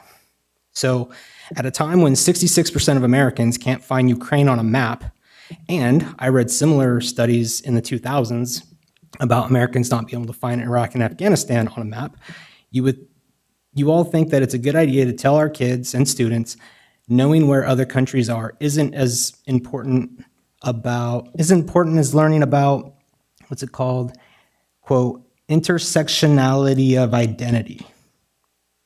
That seems so important. Third, I have some questions about this so-called ethnic studies course. I've read that this course seeks to challenge racism, discrimination, and oppression, and interrogate the systems that continue to perpetuate inequality. Sounds great to me. I do have some questions, though. Since this appears to be replacing a world geography class, will this class be focusing on racism, discrimination, and oppression in various countries throughout the world, or will it have a very Eurocentric take on those subjects? Will there be any discussion of treatment of ethnic Chinese people in countries like Malaysia, or Jews in Arab countries, or even Salvadorians in Mexico? Or will this class just focus on European oppressors? Will this course be interrogating the systems of oppression of women in the Middle East, or homosexuals in Iran and Afghanistan, or socialist dictatorships of Central and South America, which have caused millions of economic migrants to walk thousands of miles for a better life in the United States?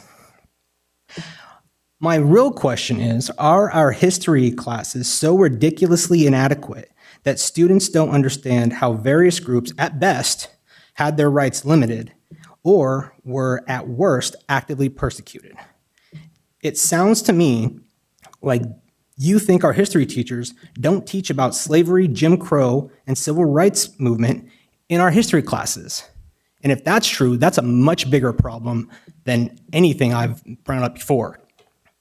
I have so many more questions, but I have limited time. So the main issue I have just with the process here is that, to me, it feels like you are trying to hide this change in the consent agenda without proper vetting from the community, and that's shameful. However, unfortunately, this is nothing that I haven't come to expect from this board anyway. Thank you, sir. That ends our blue cards on this item. Excellent. Thank you very much. All right. Moving to the actual consent agenda. Would any board members like to pull an item from the consent agenda? I would like to pull item number 1, please. Okay. Item number 1 is pulled. Any other items? Seeing none, I will entertain a motion to approve items 2 through 40 on the consent agenda. So move. Second. Moved by Mr. Yang, seconded by Ms. Albiani. All those in favor, please say aye. Aye. Any opposed? Motion carries unanimously. Ms. Moore, item number 1. Yes, as I mentioned, I'm pulling this item and I intend to make a motion that we move this item to a future board meeting agenda as a standalone item. The reason I make this request is because I believe it's not appropriate to put a controversial item within the consent agenda. We have this item listed as high school graduation requirements, but I believe that we should be fully transparent that we are voting to require ethnic studies for current or incoming 7th grade children and younger as freshmen in order to graduate high school. As I mentioned, this is a controversial curriculum and we should not be placing controversial items on the consent agenda. It's so controversial that our own governor and legislators have not provided funding for the program. I will be referencing an article from EdSource titled, "The Clock is Ticking, Ethnic Studies Remains an Unfunded Mandate. What Will Newsom Do?" And this is from December 12th, 2024. It says, "The lack of funding is creating uncertainty about the future of ethnic studies and suspense about whether Newsom will deliver the money next month when he proposes his 2025-26 budget, and as importantly, whether he will condition funding on amendments to the law, Assembly Bill 101, including those championed by the Jewish Legislative Caucus." And again, this is from December, and he never appropriated the money. This quote, this is a quote, it says, "I come at this with a fresh set of eyes. It's pretty clear that the law only really takes effect if there's funding for this during the budgetary process. There's been no budget allocated for that," end quote. This was from Assemblymember David Alvarez, who's a Democrat from San Diego. And Amber Alexander, representing the Department of Finance, clarified that the $50 million was one-time funding for districts to create, not implement the graduation mandate. Nor, she added, does the Finance Department believe the $50 million would be sufficient should the mandate progress.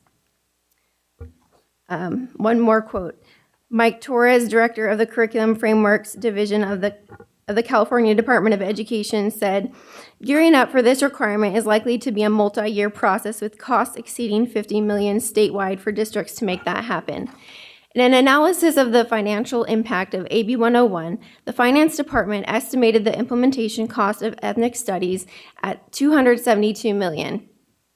Alvarez said that the 2021 ballpark estimate would need to be recalculated and wouldn't hazard a guess of the cost other than to say it would be well over $100 million annually to reimburse districts. And several districts around the state have postponed implementing ethnic studies or even rolled back their implementations. So why are we plowing ahead when our own governor and legislators are not sure if the curriculum is even worth funding? This doesn't seem responsible to move forward with this curriculum as a consent agenda item, as I mentioned. I believe that we need to properly discuss the appropriateness of moving forward and the timeline at which we should do so. I'm also highly concerned that we never previewed this item to the community. Looking through the presentation from 2022, I'm sure many parents would like to know more about their students learning about the intersectionality of gender and sexuality. So we should preview that to the community. I believe it is our responsibility to give the community opportunities to be involved with curriculum implementation, especially when curriculum involves controversial topics like sexuality. I also believe it's not responsible to require curriculum when it has not even been appropriated by our governor and legislators. Thank you.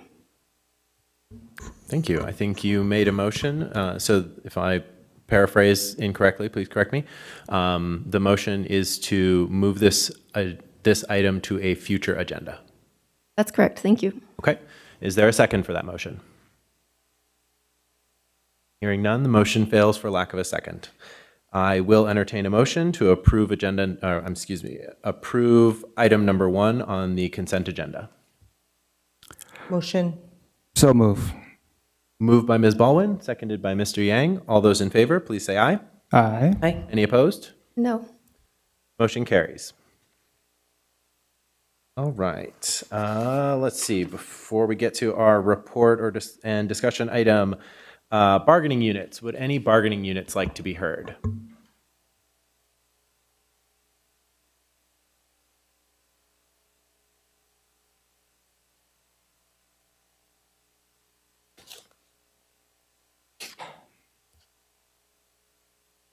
Good evening, everybody.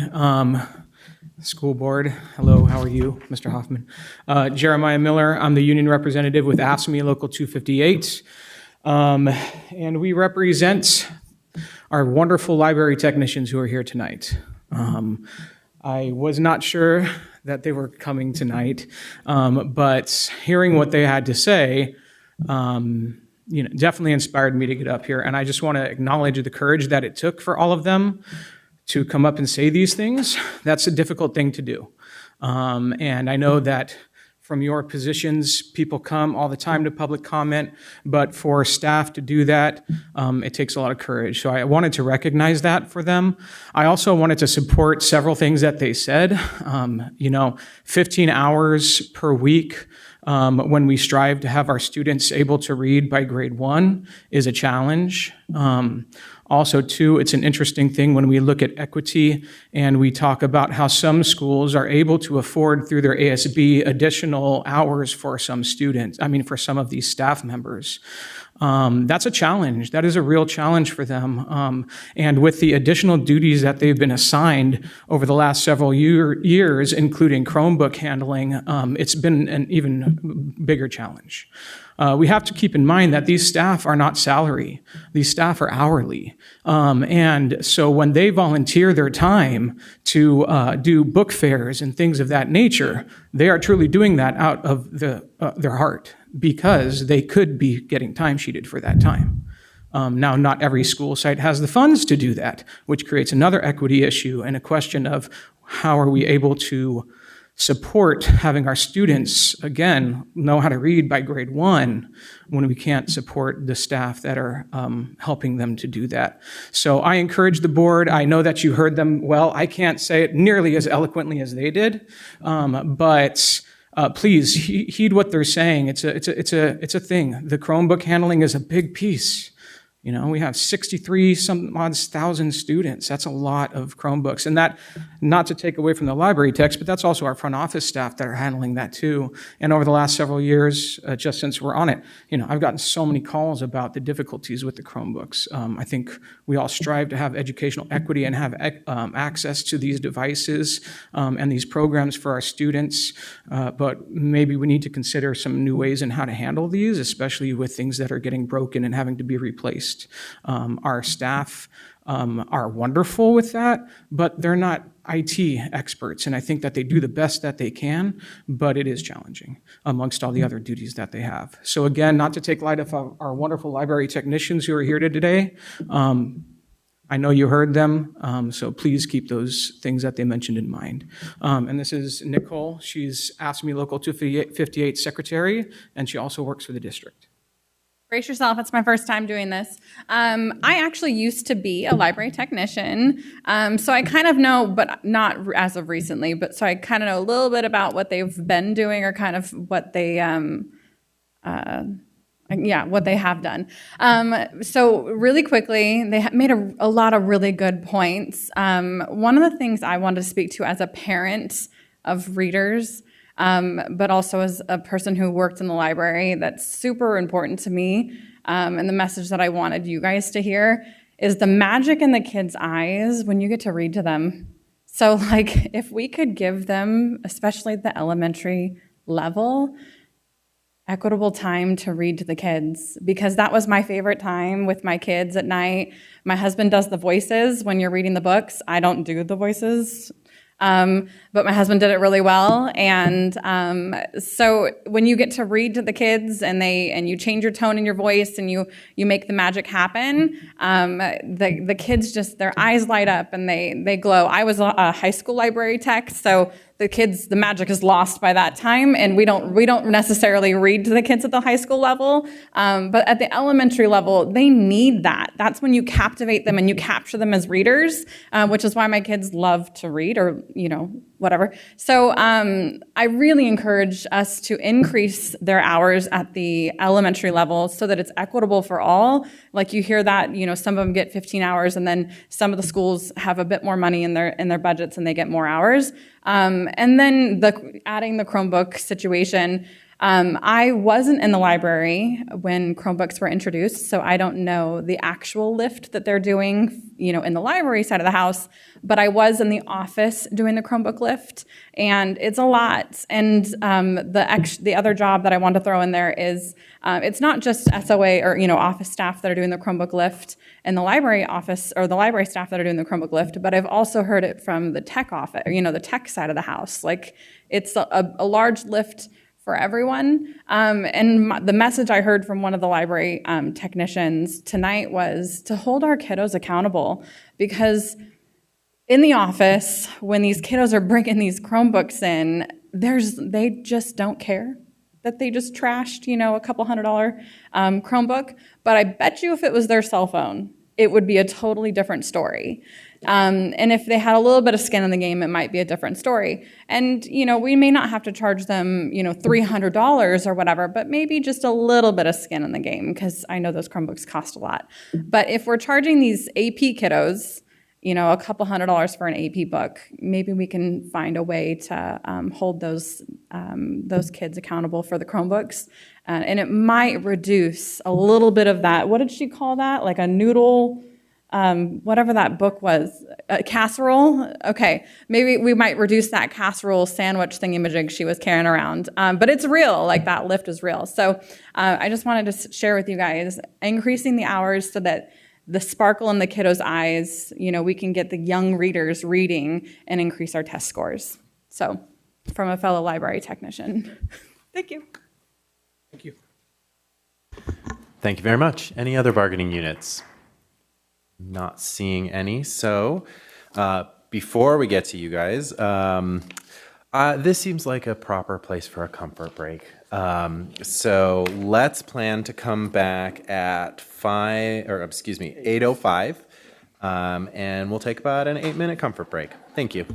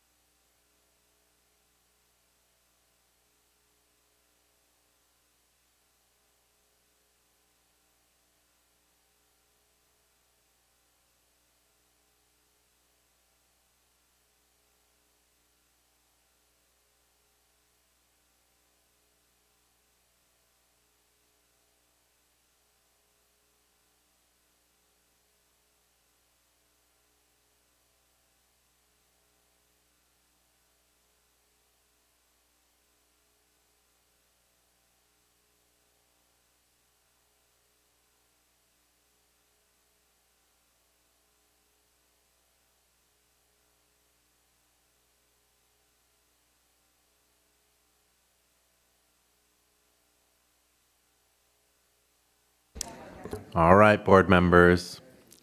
I see you.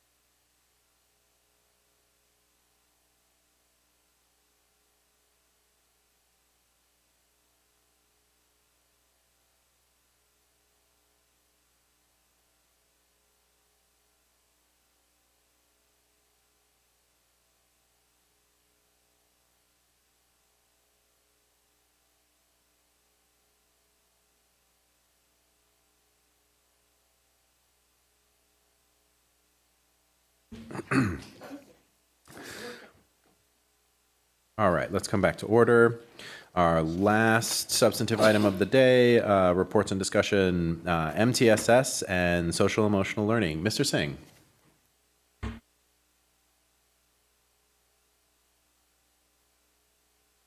There you go. Good evening, President Vargas, members of the board, Superintendent Hoffman, colleagues, staff, and community. It's an honor today to present MTSS, multi-tiered systems of support, and the integration of social emotional learning in that framework. Today's presentation is kind of a natural connection to last board meeting's presentation where we talked about safety. And if you remember that presentation, one of the things we talked about was psychological safety. You will learn today how SEL is a big component of providing psychological safety in classrooms. One of the other pieces that's important to understand is the framework has three major kind of subcomponents or stratas: academic, social emotional learning, and behavioral.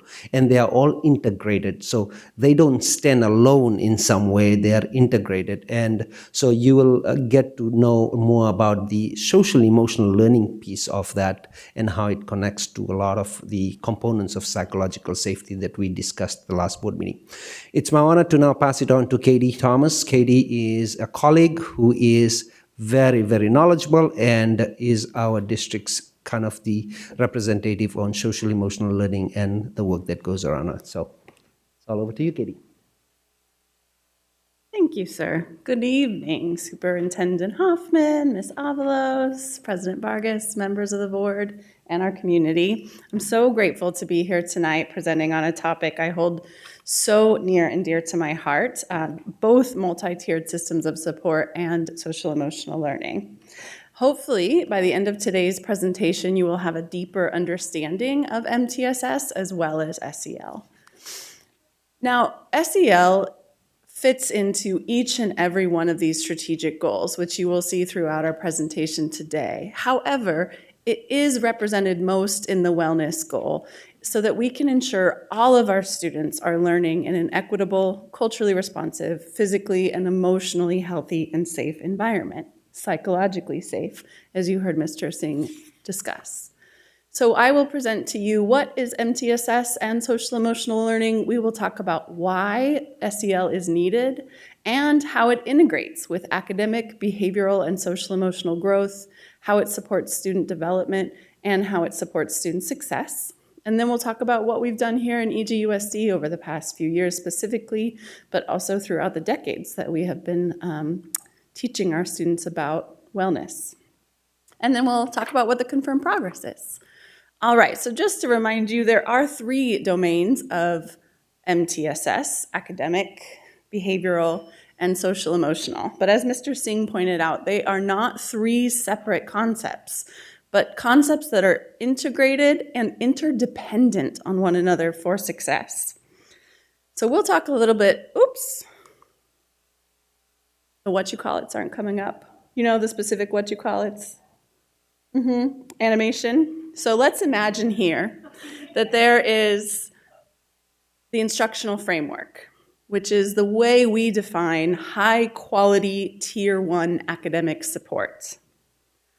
On that instructional framework are concepts such as learning targets and success criteria. These require social emotional skills because we need to know where we're going and how to measure our success towards those goals. It also talks about independent learning, the instructional framework. You can picture that right there. Talks about independent learning and collaborative learning. Independent learning requires the social emotional skill of self-management, making sure that I motivate myself to get started, and the social emotional skill of self-awareness, reflecting on when I might need help. Collaborative learning requires the social emotional skill of relationship skills, as well as social awareness, so I can listen to my peers to understand. So, as you can see, in the imaginary instructional framework, there is a lot of ways in which social emotional learning is interconnected. But I think I've gotten ahead of myself. As I do, I apologize. Let's start with a video. Let's rewind to a video of a teacher talking just about those things that I have shared, the ways in which she integrates social emotional learning into her classroom. I'd like you to listen to think of skills that you hear her talking about that her students need in order to learn the academic content that she's discussing. Kids should never walk into a class where there's going to be a really intense discussion and not have been prepared for that. I always try to give them a heads up and say that we don't avoid hard things in here. It's about learning how to face and deal with challenging topics. I keep them moving pretty quickly in here. There's not a lot of downtime, and so I frequently give them less time than they need, with the understanding that if they want more, they can always ask for more. How much time? Show me with hands. How many minutes? In all my classes, it's really important for kids to know that they can take risks and know that this is a safe place to do that. One of the things I yell at the kids all the time is that if you're going to be wrong in a blaze of glory, right? Commit to something. We can then discuss, and if your idea needs to go in a different direction, then we can work that out together. It's always exciting when you have a kid that has felt anxious about raising their hand and they have an idea and want to share.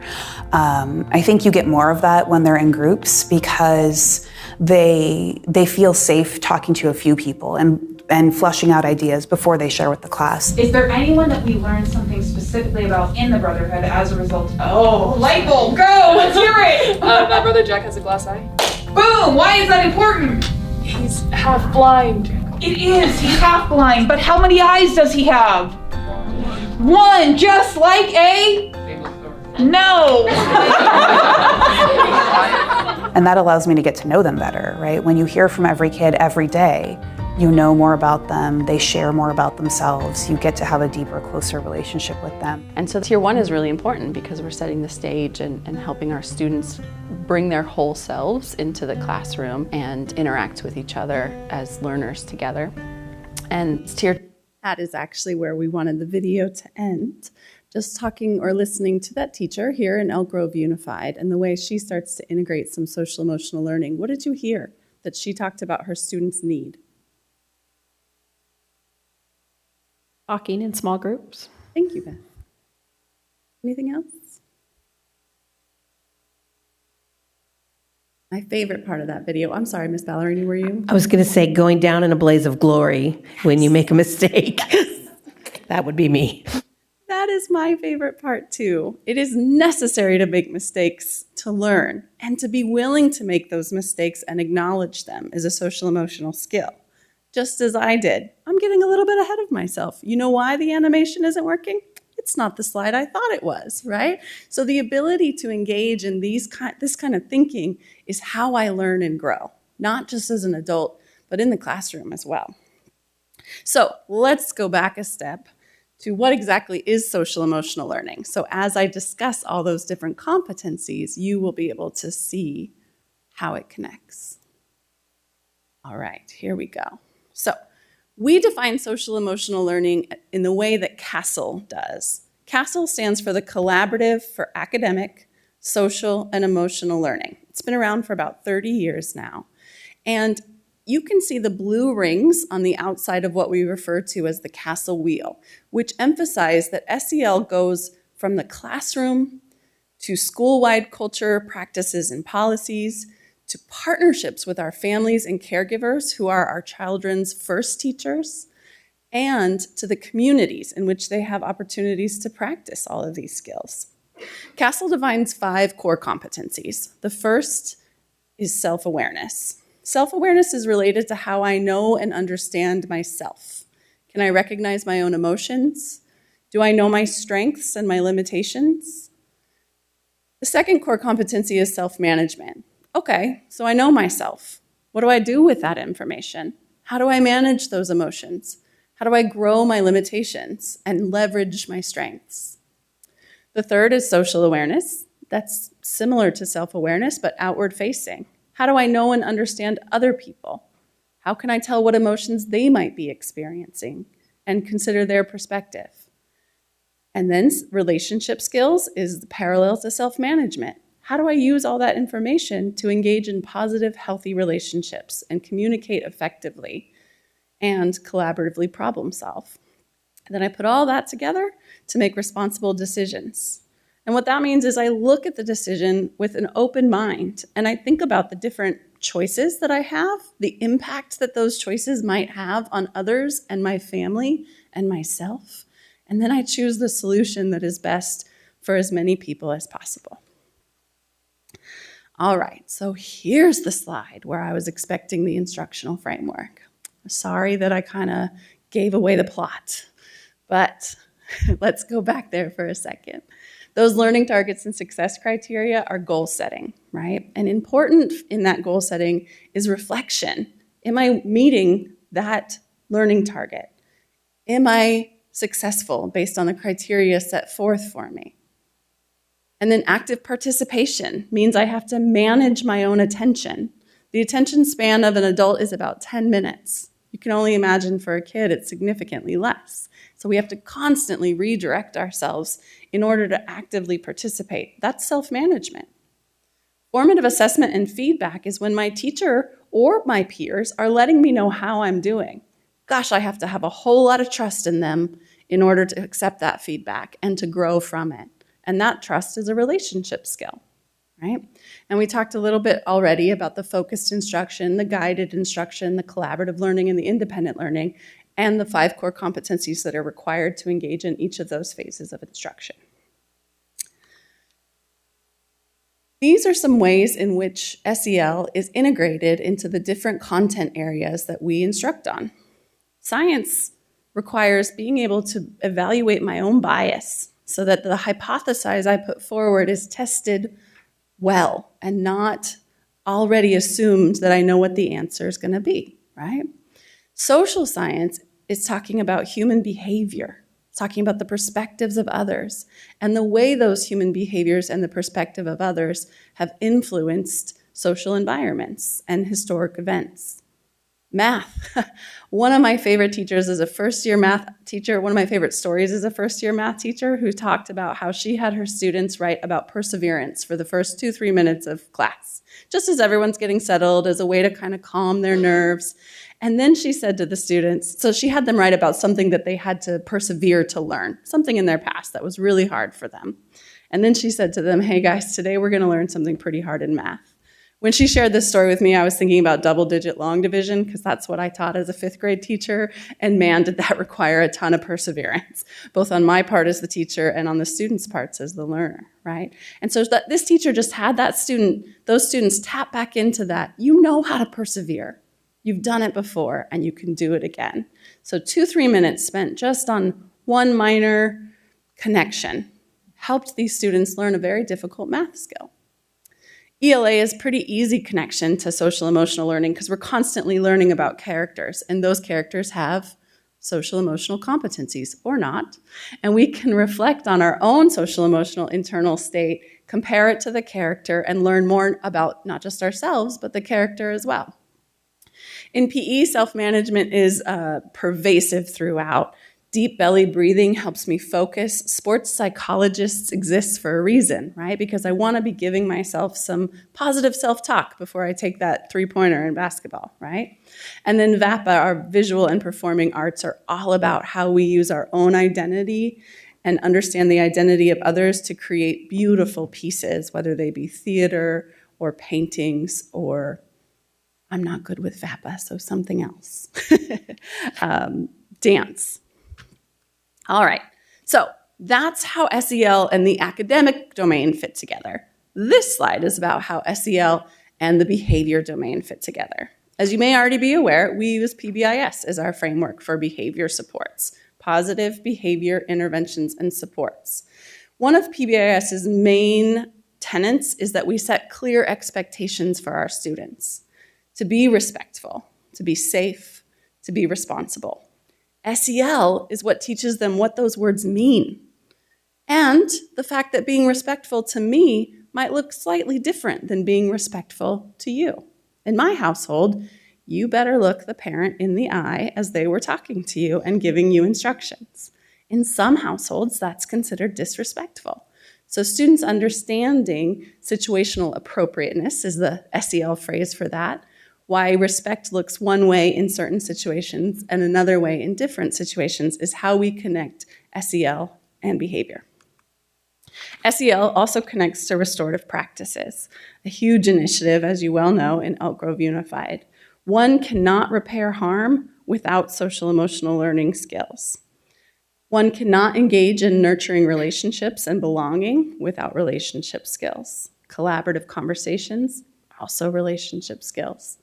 Healing, accountability, self-management. Change and growth, self-awareness and self-management.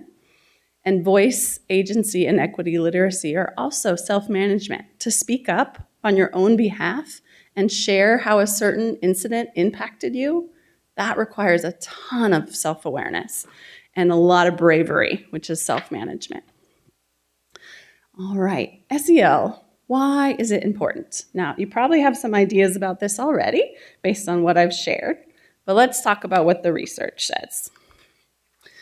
Our own internal research shows that although most people, when they think about SEL, think about just the direct instruction of the skills, competencies to their own end, independent of how they might relate to academic outcomes, there's a lot of research that is starting to emerge showing that improvement in social emotional competencies is significantly associated with improved academic achievement. In fact, in 2019-2020, the district conducted a parallel analysis aligned to the methods found in Konopka 2020 study and was able to replicate his findings in our context, meaning student-level improvement in their self-reported SEL competencies had a significantly positively association with improved academic achievement. These findings in our own district are replicated throughout the nation. Again, CASEL is the national organization that we look to for academic, social, and emotional learning guidance.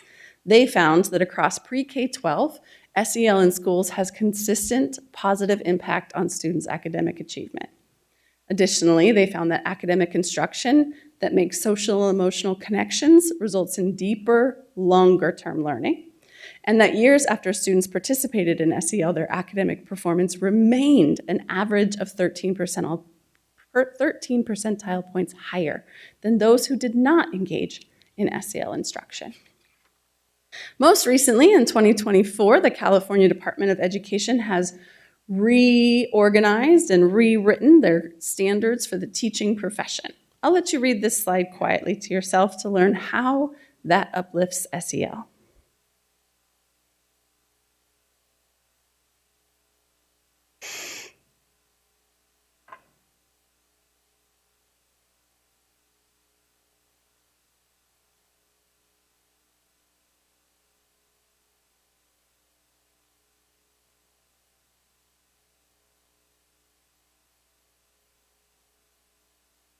As you can see in the summary at the top, the Department of Education is recognizing that social emotional learning is imperative to creating an inclusive learning experience for all. It's important to remember that just like academics, our students don't come to us with the same social emotional learning skill set. Some have stronger foundations in self and social awareness. Some have stronger relationship understanding and relationship skills. They just vary. And in order to create that equitable platform, it's our job to do the instruction necessary to give everyone the same elevation, if you will. That example of CSTP3 shows that we will evaluate our teachers at some point on how well they integrate content, processes, materials, and resources into coherent, culturally relevant, and equitable curriculum that engages and challenges all of our learners so that they develop the academic and social emotional knowledge required to become competent and resourceful learners. This is a new initiative for us and still a lot of work to be done to support each other in meeting these goals. This is a study that was done, a meta-analysis in 2011. Meta-analysis meaning hundreds of different bodies of research were reviewed to find common factors. And in that meta-analysis, it was noted that students who experience social emotional learning and instruction have better academic performance. If you think about it, this makes sense. If I can manage my emotions, I'm better able to focus on instruction. If I'm aware of what I need, I'm more likely to ask for help. If I can accept feedback and that mistakes are a part of learning, then I'll be willing to go down in a blaze of glory, right? And learn from that. I also must believe in my own capacity to learn. That's a growth mindset, which is a part of social emotional learning. And I have to engage in partnerships with my peers because they have so much to teach me, just as my teacher does. The other benefit that the meta-analysis noted is improved attitudes and behaviors, which make for a more enjoyable learning environment for our students and for students who are more willing to learn. The third finding is more pro-social behaviors. These are things like turn-taking, hand-raising, speaking up on our own behalf, but also knowing when to not speak up so that others can. And this allows for fewer disruptive behaviors, fewer or less time, I should say, spent on managing inappropriate behavior, therefore giving me more time to focus on the academic instruction. And then finally, reduced emotional distress. Emotional distress is very distracting. Students are often in their, what we call, feeling brain. And when they're in their feeling brain, their cognitive abilities literally shut off because for survival, we're designed to focus on our feelings. If we're unsafe, we need to figure out what to do about that. We're not in a place where we can learn. So when I have reduced emotional distress, then I can turn on my thinking brain and be more prepared to learn. All right, more of the why. So we have for decades been teaching PE, nutrition, and health in schools. And that is how we set our students up for success as it relates to their physical health. Social emotional learning is the same thing, but for mental health. It gives our students the proactive skills they need to maintain their own mental well-being, hopefully. And we'll get to what happens if our instruction isn't enough in just a few slides. But I do want to point you to the spectrum of support at the bottom of the slide there. SEL falls on the education and prevention part of that spectrum of support, and then intervention from counselors, and finally treatment for students who need more support for their own mental health. Now, the percentages you see are from our most recent LCAP needs survey. How important would you rank these items? And 68% of parents ranked social emotional skills instruction as most important or very important. 74% ranked counselors' advice and personal support as most important or very important. And 83% ranked mental health support as most important or very important. I think if more people understood that social emotional learning is the beginnings of what eventually becomes treatment, those percentages might shift. As we say, a pound of prevention is worth an ounce of cure. Right? And this actually shows up in research as well. For every dollar spent on social emotional learning, $11 is saved in long-term benefits. So what that means is for every dollar we spend on social emotional learning, we save $11 on our mental health therapists or school psychologists or counselors or behavior support specialists. Don't tell them I said that. All right, last but not least, why is SEL important? Well, our vision is that students leave us college and career ready. I did a little job search on Indeed. for local jobs available here in Elk Grove. And I picked some jobs that I didn't think would require that many social emotional skills. When I think about an automotive advisor, an insurance auditor, and an anesthesiologist, technical skills are what I'm thinking about. I could never be an automotive advisor. I don't know how to change my own oil, right?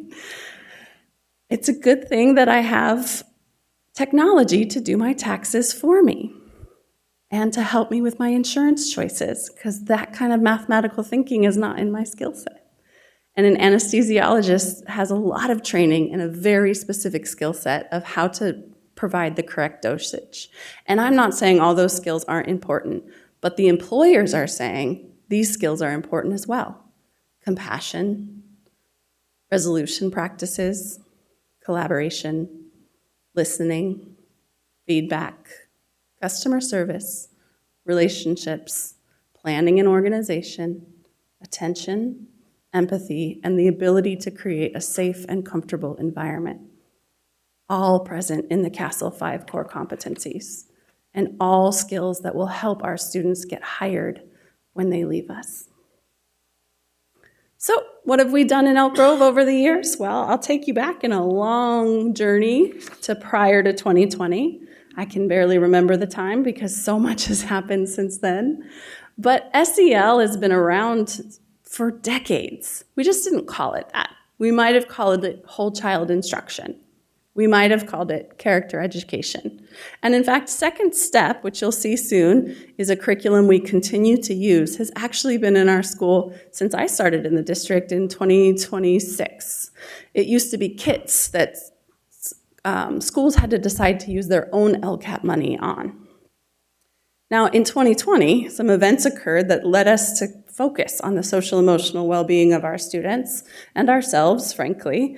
And at that time, a steering committee was created, a social emotional learning steering committee, so that we could figure out what to do to support our students.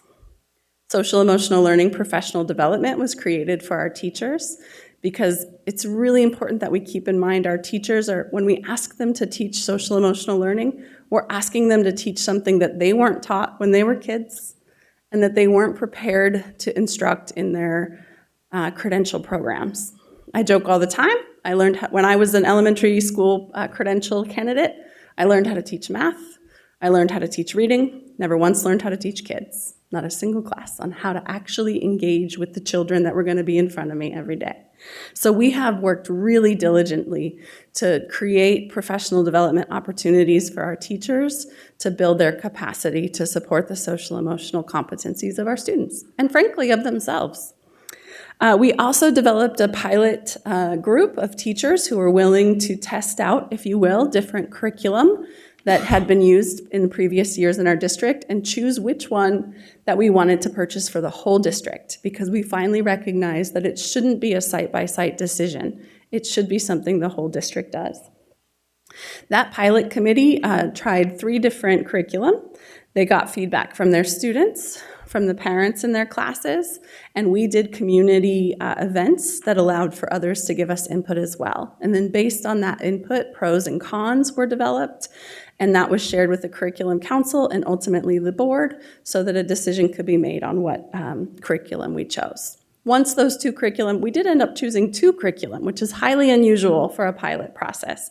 Never in my career have I seen 2 curriculum be an option. It's always 1 that's chosen as a result of a pilot. But we decided SEL is unique, and we need to allow for some autonomy with sites, since different sites have different readiness abilities and different cultures, frankly. So we allowed for some choice there, and I'll walk you through what that choice looked like in a slide or 2. We then provided professional development on that curriculum so that people could learn how to use it. One thing to keep in mind is even before a formal curriculum or words such as character education existed, we teach SEL just by interacting with our students.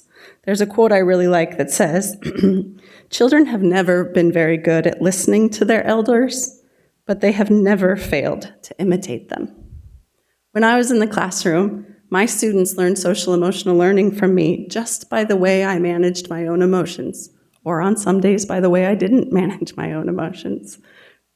Just by the way I interacted with them and by the way I interacted with my colleagues, students learned social emotional skills from me, whether I was being intentional about it or not.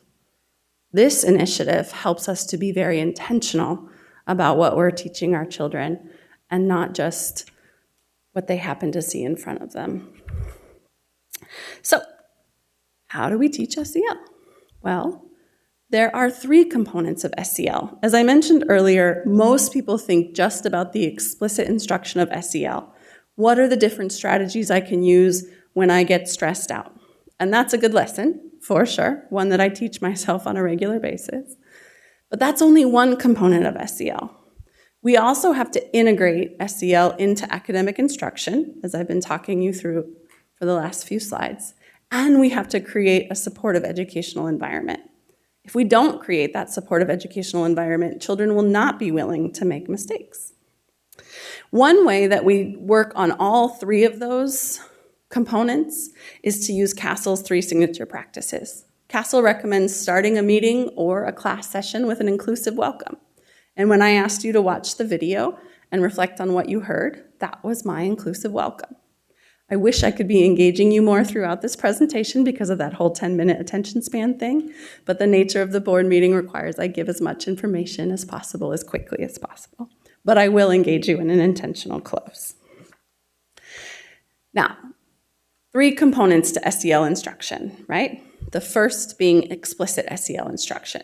These are the 2 curriculum that were chosen by that pilot process I described, Character Strong and Second Step. And this is what's called a readiness rubric that was shared with site administrators and taught to them how to share with site leadership teams. And they, as communities, decided where their own site was on this readiness rubric. And sites who were earlier in their readiness were encouraged to choose Character Strong because it was kind of for beginners, if you will. And sites that were more intermediate in their ability and their readiness to teach SEL were encouraged to choose Second Step. Now, fortunately for us, Character Strong has done a lot of work to develop their curriculum over the last couple of years, and they're now what we would consider a more intermediate level curriculum, which is perfect because our sites have been developing their ability to teach SEL over the years along with us. So that's the first component, remember, of SEL instruction. Component number 2. Integrating it with academic content. Now, I kind of went over some broad concepts on a slide that looked pretty similar to this one. The difference with this one is specific activities teachers can use in their classroom while teaching academics to support social emotional development. I'll give you a second just to read a few of those examples.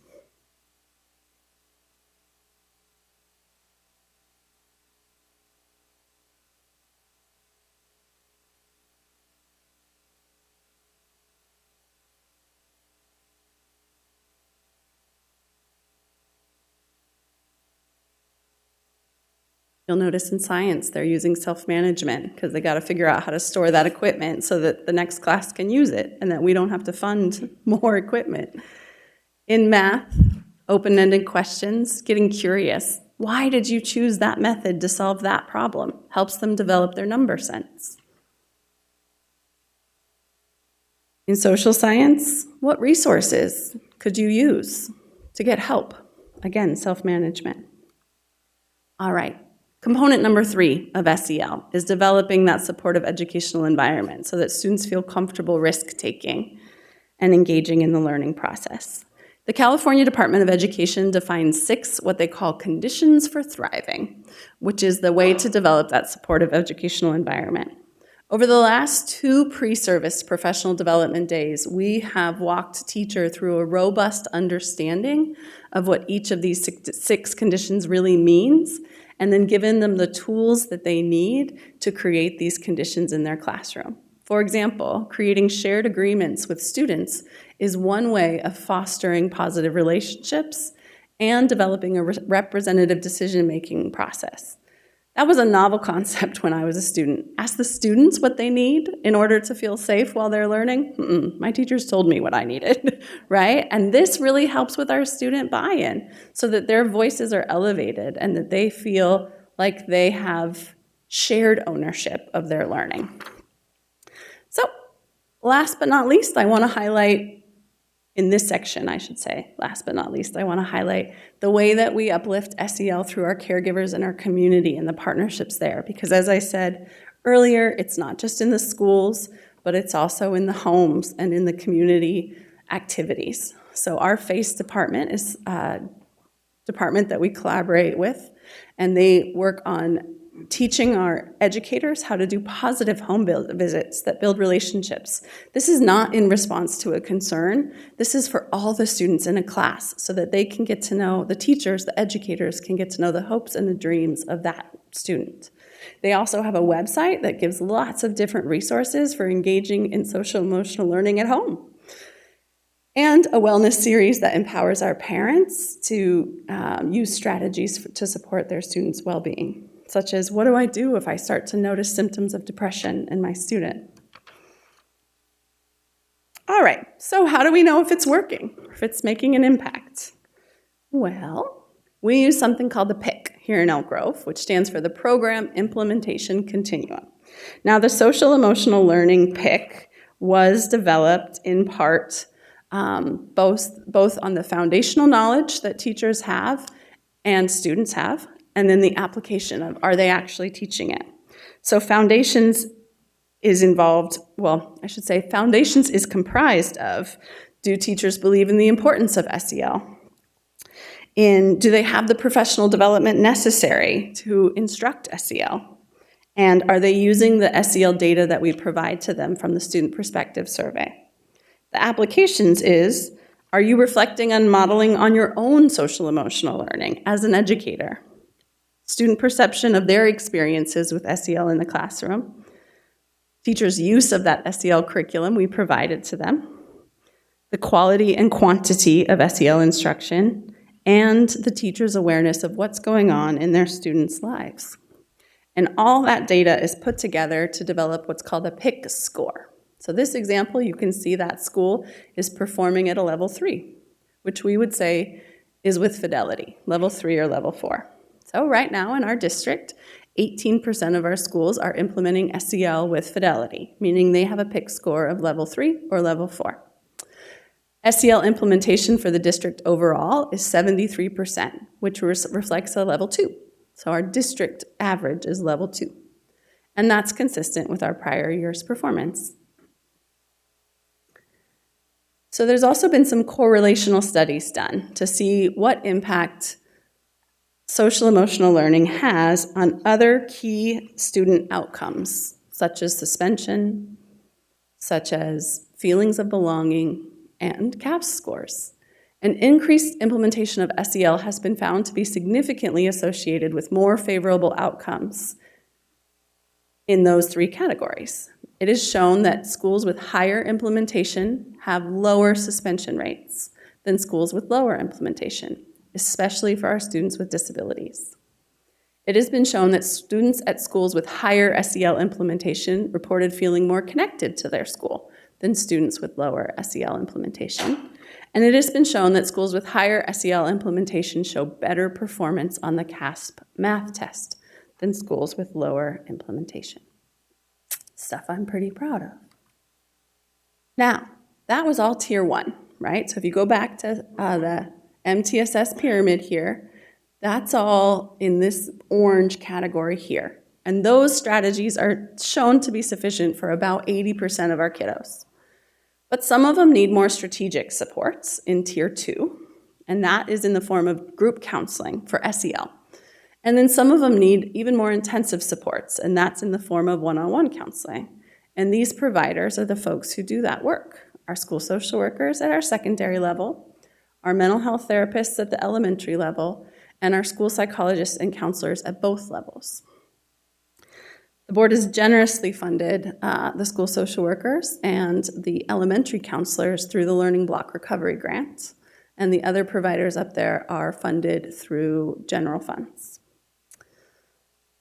So I will leave you with a vision statement, which is typically how we would start a presentation. But I think this vision statement does a nice job of summarizing in 2 sentences what it took me 30 minutes to present. I also want to point out that we didn't develop a vision statement until we had a clear understanding of exactly what is SEL. So I wanted to develop your understanding before sharing this vision statement with you. Now, my intentional close for you is to read that and call out loud the words that hit you.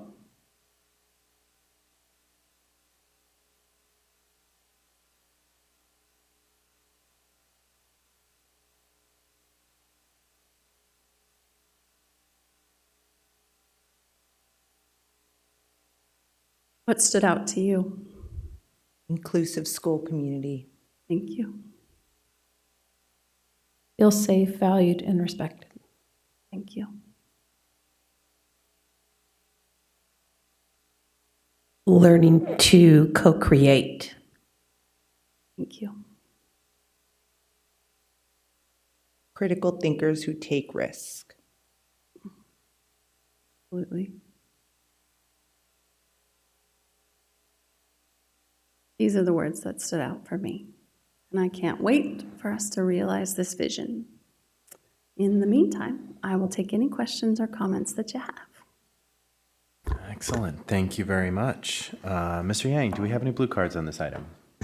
Board President, there's no blue card on this item. Thank you very much. All right, we will take board member questions. Let's start on this side today. Ms. Baldwin. I don't have any questions, but I do appreciate this presentation.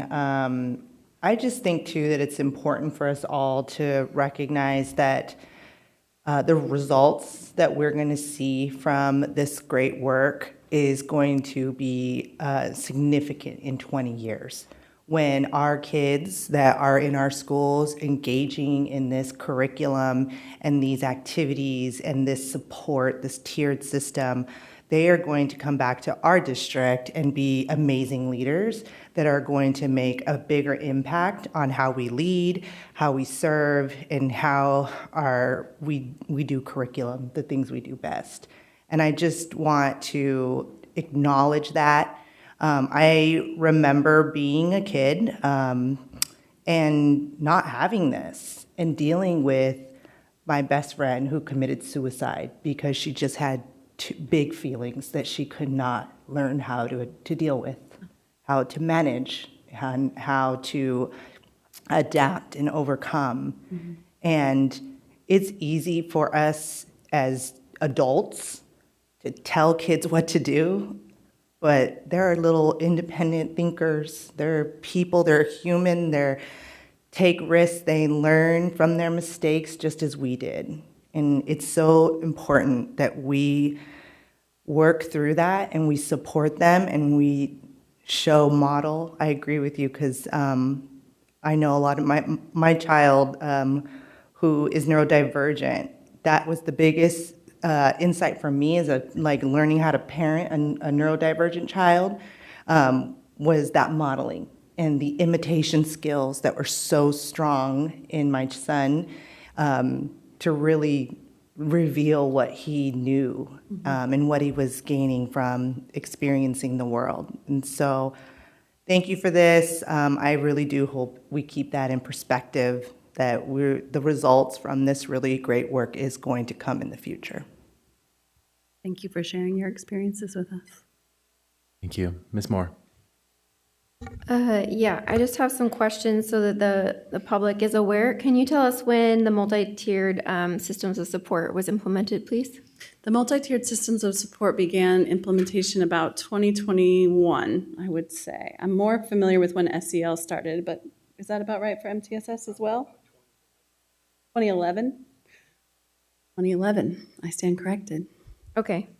And then SEL was well, you have the timeline there. Yeah, as I said before, we started calling it SEL in 2020, 2021, but we did instruction that is in line with social emotional competencies we have done for decades, well before 2020.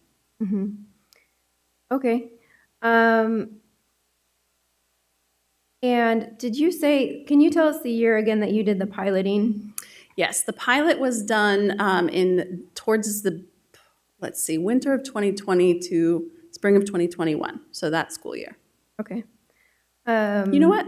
I'm wrong. It was 21-22. My apologies. The steering committee was 2021, pilot 22-23, implemented. No, pilot 21-22, implemented 22-23. Thank you. Okay.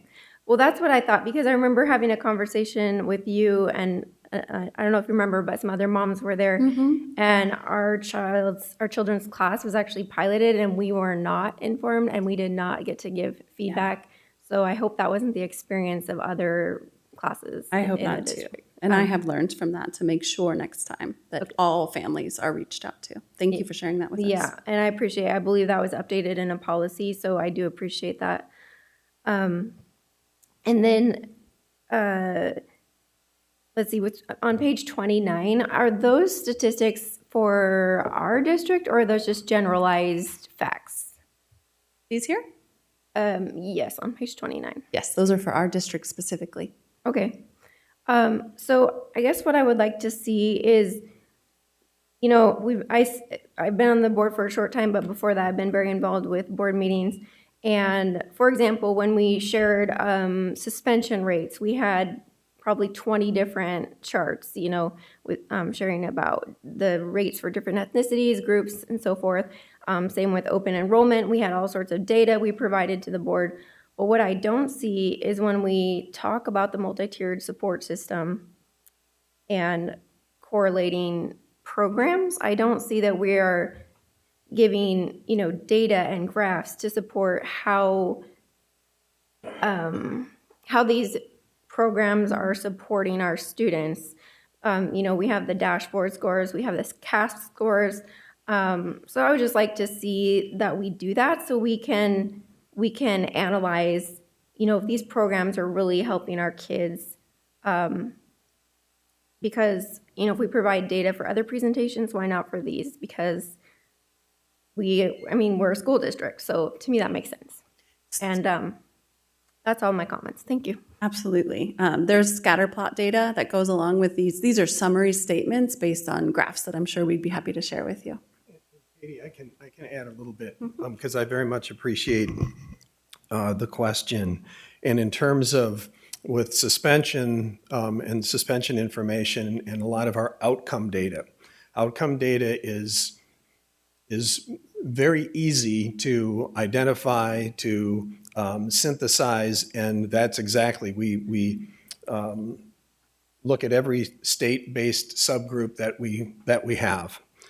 When we're talking about programmatic evaluation, that's a different, now we're talking about measuring the effectiveness of outputs. And what the methodology that we use, it would actually be considered a quasi-experimental methodology that we use, and it's because this means we don't randomly assign students or staff or schools to experimental versus control conditions. So like, what does that mean? So random controlled trials. So think about medications. So that's the methodology, that's the gold standard of looking at cause and effect. And it's extremely difficult in educational settings to do that, because if we did it, we actually could potentially do harm to students, because what we would do, so we don't implement anything. CASEL has been around for a long period of time. It's very research-based. PBIS, the same. Even our instructional framework, while we've identified those principles, those have been around and heavily research-based. So we aren't implementing anything that doesn't have substantial and historic evidence that it can be effective, but we don't just rely on that. But if we withheld that and said, here's the control group, so these 3 schools are going to get nothing while these 3 schools get something, we don't ever want to do that. So what we do, the quasi-methodology, is rather than conduct many of the impact evaluations using we look at variation in program implementation. It's exactly what Katie was just referring to, PIC, Program Implementation Continuum. And so what we do is we deconstruct programs. So the very first one that we did was actually with our English Learner program, now our Multilingual Service program. And our experts deconstruct these programs. And there was a BC that came out, Board Communication, that came out February 28th, that actually graphically represents that. And then what we do is we gather information in terms of, we have a methodology where we are going school by school to determine levels 1 through 4, low to higher, in terms of their level of implementation. And our theory of action is that the higher the level of implementation associated and directly correlated with the design standards, then student outcomes are going to be, we're going to have higher student outcomes. And this is why we have predictive measures. So it's not causation. There's causation and correlation. And what we're doing, if it's a medical trial, you oftentimes get causation. It's this X caused Y. Too difficult in an educational setting because there's first of all, too many variables, and we can't do a random trial methodology. But what we do is we can get very clear predictive measures of what we're going to see. And so I pulled the BC just to give an example. And so what we do is, there was one that says, so currently 42% of our kids are meeting or exceeding standards in mathematics on the SBAC test. And that if every school increased their PIC level by 1, that 42 jumps to 49%, and that's 2,100 more kids that are going to be meeting or exceeding standards. And the thing is, the longer that we do this, that's the other thing. And this is why I wanted to share this with the board, because opinion right now, the stuff that I just shared is fact. This is an opinion. I think public education, not just Elk Grove, public education can get a bit antsy. And we need results now. And so we use this, and then after a year or two, we're done with that because we want to do this, and it takes time. And this is why we've really dropped anchor on some very basic, but very, very important core components that we're staying focused on. And to toot our own horn, there's a reason that Elk Grove, just a couple of years ago, received an award. We were the only school district in the nation to receive it from Harvard for these research practices that we've developed. We developed them. And it's taken us, I remember in my office, and I'm not taking credit for anything, working with a former research and evaluation director, talking about how we could measure outputs. Because if you think about input, output, and outcome, that's what makes a system. Our inputs, that's what we invest. Human and material resources. What we do are the outputs. The outcomes are the results. Education typically has looked at outcomes only because it's hard to measure outputs. And if you only are looking at outcome, if somebody asks the question, good, bad, or indifferent, if the scores went up, if they stayed the same, or they went down, and the only thing you have to look at are those scores themselves, you're guessing. Well, I think it might be. I kind of think it might be. We don't guess because we have means of evaluating our programs. And so, last thing I would say, our schools put together individual, we refer to them as site LCAPs. It's their site plans that they develop every year, the single school plan. And we've seen the shifting in the goals because they used to have goals that said they want their kids to increase in math scores from point A to point B, a logical goal. They're starting to shift. They're saying we want our program to go from a level 2 to a level 3 because they know if they do that, their scores are going to go up. You need to focus on the output. That's where you have to put your energies. And so it's a really good question that you ask in terms of the data that we have. And we can get, and I'll do a quick, and then I'll step away. But I do want to do a quick, this is the time, because the perspective survey, how do we get information? We get it from surveys, we get it from direct interviews. And so if you were all teachers, in many regards you may have been or were teachers or are teachers at home or elsewhere, but if we're looking at SEL, then what happens is you've received training. We may ask you, do you think did you learn what was provided you, yes or no? Are you using it, yes or no? Are you using it with fidelity, yes or no? And it's a bit more than yes or no. It's a Likert scale they use. We also ask the principals, are you going into classrooms and seeing it, yes or no? Then we ask kids, what are you experiencing?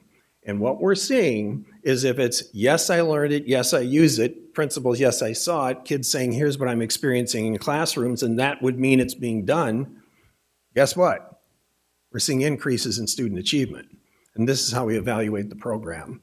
So it's a really good question that you ask, but I know I shared quite a bit of information, but a way that you can find out more about that too is anytime you want to go dig a little deeper, Mr. Hinshaw and I'd be happy to sit down with you and the team and go over how we are evaluating our programs. I'm not saying it's perfect, because every year we're analyzing it to make sure that is that correlation coefficient, because we do develop correlation coefficients.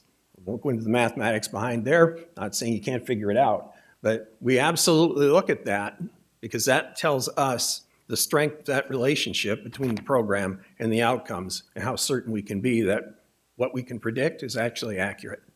So sorry about that, but it's a really important question that you asked. Yeah, well, just to follow up, I mean, I appreciate that. But I mean, ultimately, our outcomes are important. And when less than 20% of our African-American students are meeting state standard, and, you know, that hasn't changed, it's actually gone down since 2015. I think it's important we evaluate. I mean, at some point, we have to evaluate, are we on the right course? And, you know, we just need to make sure we're supporting these students so they can be college and career ready. Because I understand all the things you're saying are important, but ultimately, if we don't help our kids, they're not ready for a college or career, that's really, you know, that creates a lot of difficulties for them. And so I think that really needs to be a focus for us. There is no question student achievement in Elk Grove needs to increase, and certainly with certain student subgroups. And we are literally at a point of no longer asking the question, what should we do? It's we know what to do. We need to do it better. And we need to, and not do it in a way that we're shoving things down our teachers' throats who are working very, very hard. They're very receptive to the training that we're doing. But I truly believe we're in a position where we know what to do. And now we need to do it. Thank you. Thank Ms. you, Ms. Ballerini? Moore. I'm sorry.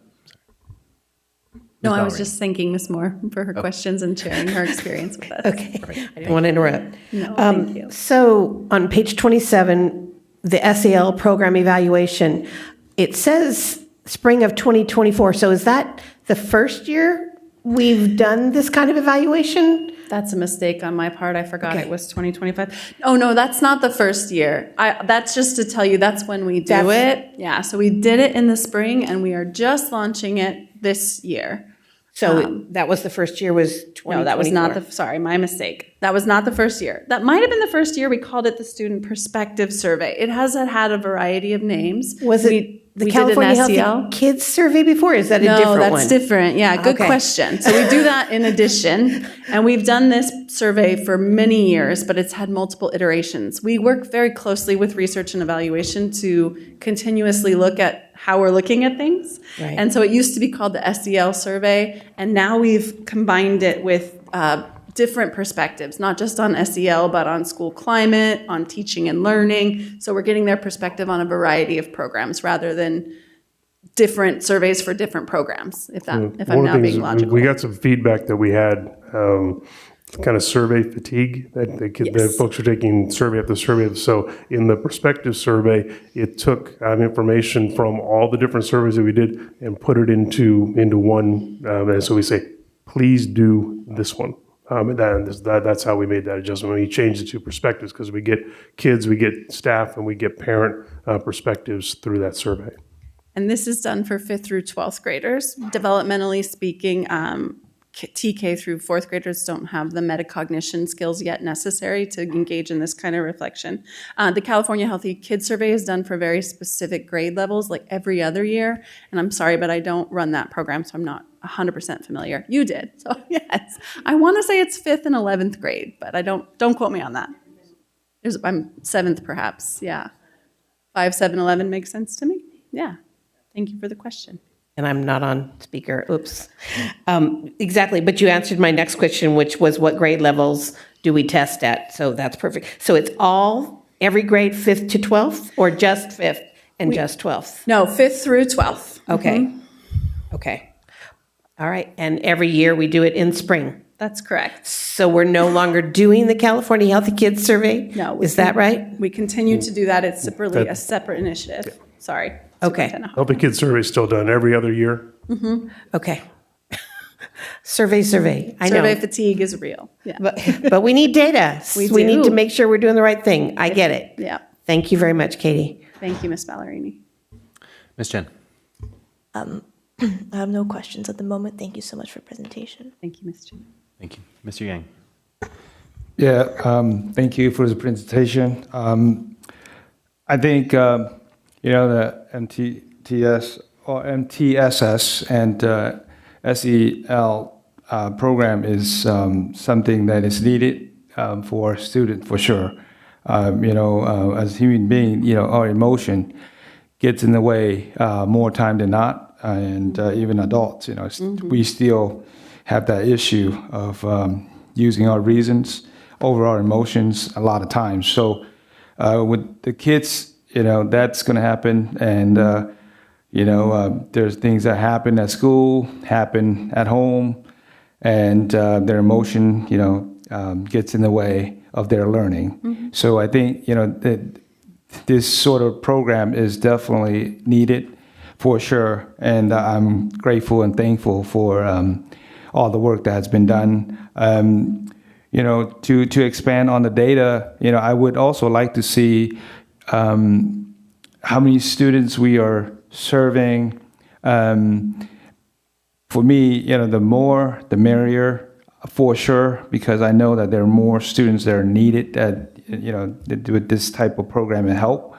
And just want to see the number of folks participate in the survey. And those are, to me, it's pretty standard information to have. So for example, you just alluded that these programs are applied to 5th grade to 12th, right? Mm-hmm. And then, next step will be, okay, how many students, right? And then, how many students participate in the survey. So these are the basic information. I can understand why my colleague asked that. So I would also like to see that going forward. But yeah, just very thankful for all the efforts and the impact that we have made on these programs. So appreciate it. Absolutely. Just a data point for you. So the tier 1 stuff I talked about is accessible to 100% of our students, right? So over 63,000. Right now we have currently 1,300 students enrolled in either group counseling or individual counseling to support their continued needs. And that's just the plans that are created that I can see. Some of our clinicians aren't as good yet as I'd like them to be at inputting the plan into a system, because data input is not their strength, but we're working on it. So 1,300 plans in place is huge, in my opinion. Yeah, and that's also good information to hear. And all of the data that we wanted to see, I think that will also provide a comprehensive of information that we could utilize to make decision going forward, supporting these sort of program, whether it's funding or how to impact more students. So Absolutely. Thank you. Agreed. Appreciate it. Thank you, Mr. Yang. Thank you. Ms. Albiani. Thank you for the presentation. Your passion for this is obvious, and we appreciate having you here.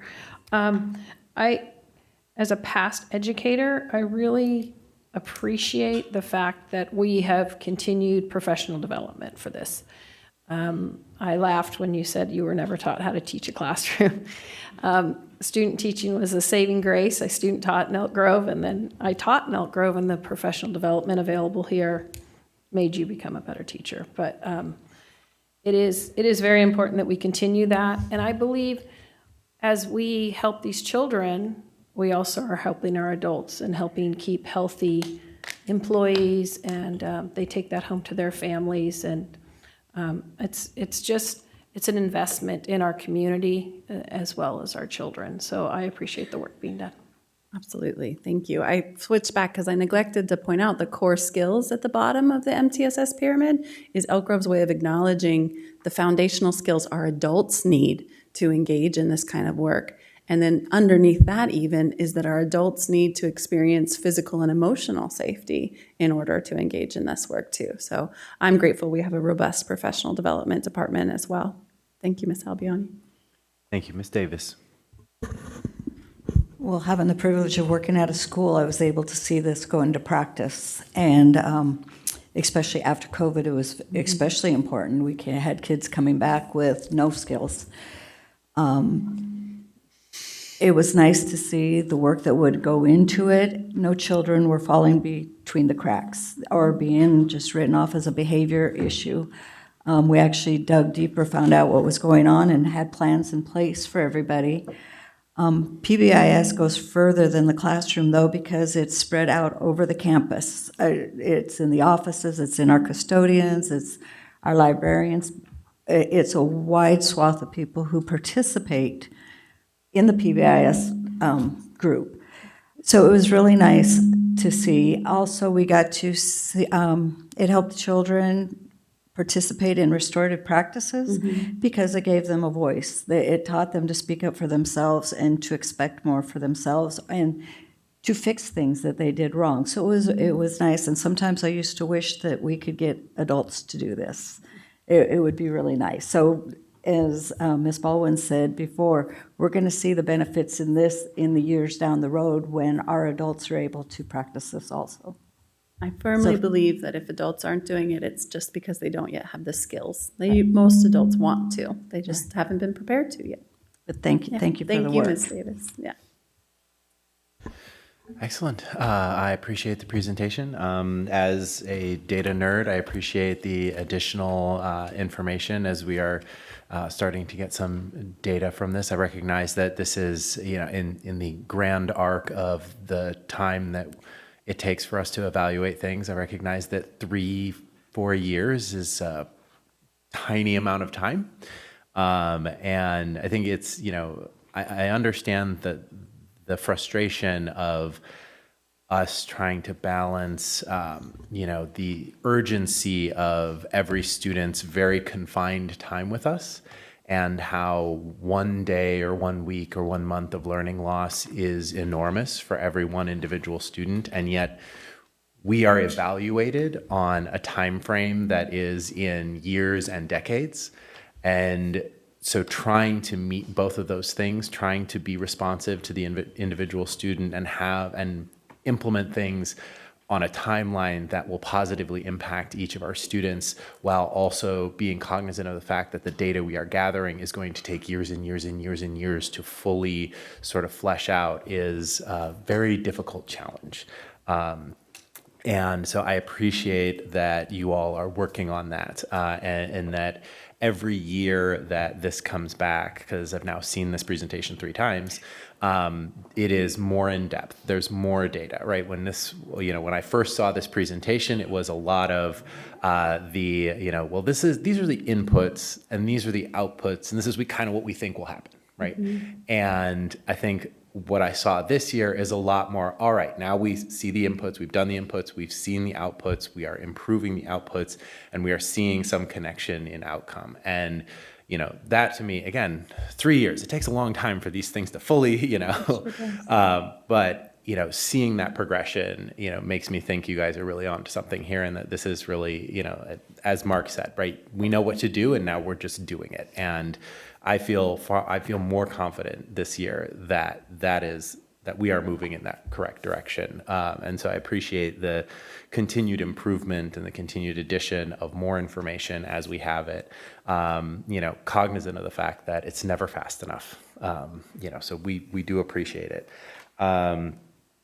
I appreciate the constantly pulling this back to the interrelationship between these 3 pieces of MTSS, right? It is, it's not enough to talk about these things in silos. SEL is very important, right? Social emotional learning is incredibly important in its own right. But we are, at the end of the day, an educational institution. Academic performance and academic success, and preparing our students for college and career is the core of what we do. And so pulling all of these things together and showing how they are interrelated is necessary to the service that we provide the public. So I don't want, so I'm glad that, as we continue to do these presentations, we are being cognizant of that and continuing to, show how these things all work together. So I appreciate that piece. And the one other thing I wanted to mention about the presentation that I appreciated as well was you pointed out, and I hope that in the future we'll get a little bit more of this, because I would like to see I'd like to know more about this, is how providing these services to students not only improves their experience on campus and their feeling of belonging, but pushes out to the community and to their families and is actually enriching those relationships and supporting, the students' relationships with their community members, with their families, with loved ones, all of those things. I think that's enormously important and is a great contribution of what we as a district contribute to the broader community. So I was excited to see that in there. But that's all I have. I appreciate the presentation, and thank you so much for everything you do. Thank you. You'll be co-presenting with me next year, right? God. Since it's the 4th year? If I know enough about it by that point, maybe it'll be time for me to retire. All right. Thank you all for your time. I truly appreciate it. Have a good evening. All right, we have one more item on our agenda, board member and superintendent reports. Mr. Superintendent, anything? Board members, any board reports? Okay, seeing none, then we are adjourned at 9:16 p.m. Thank you, everyone.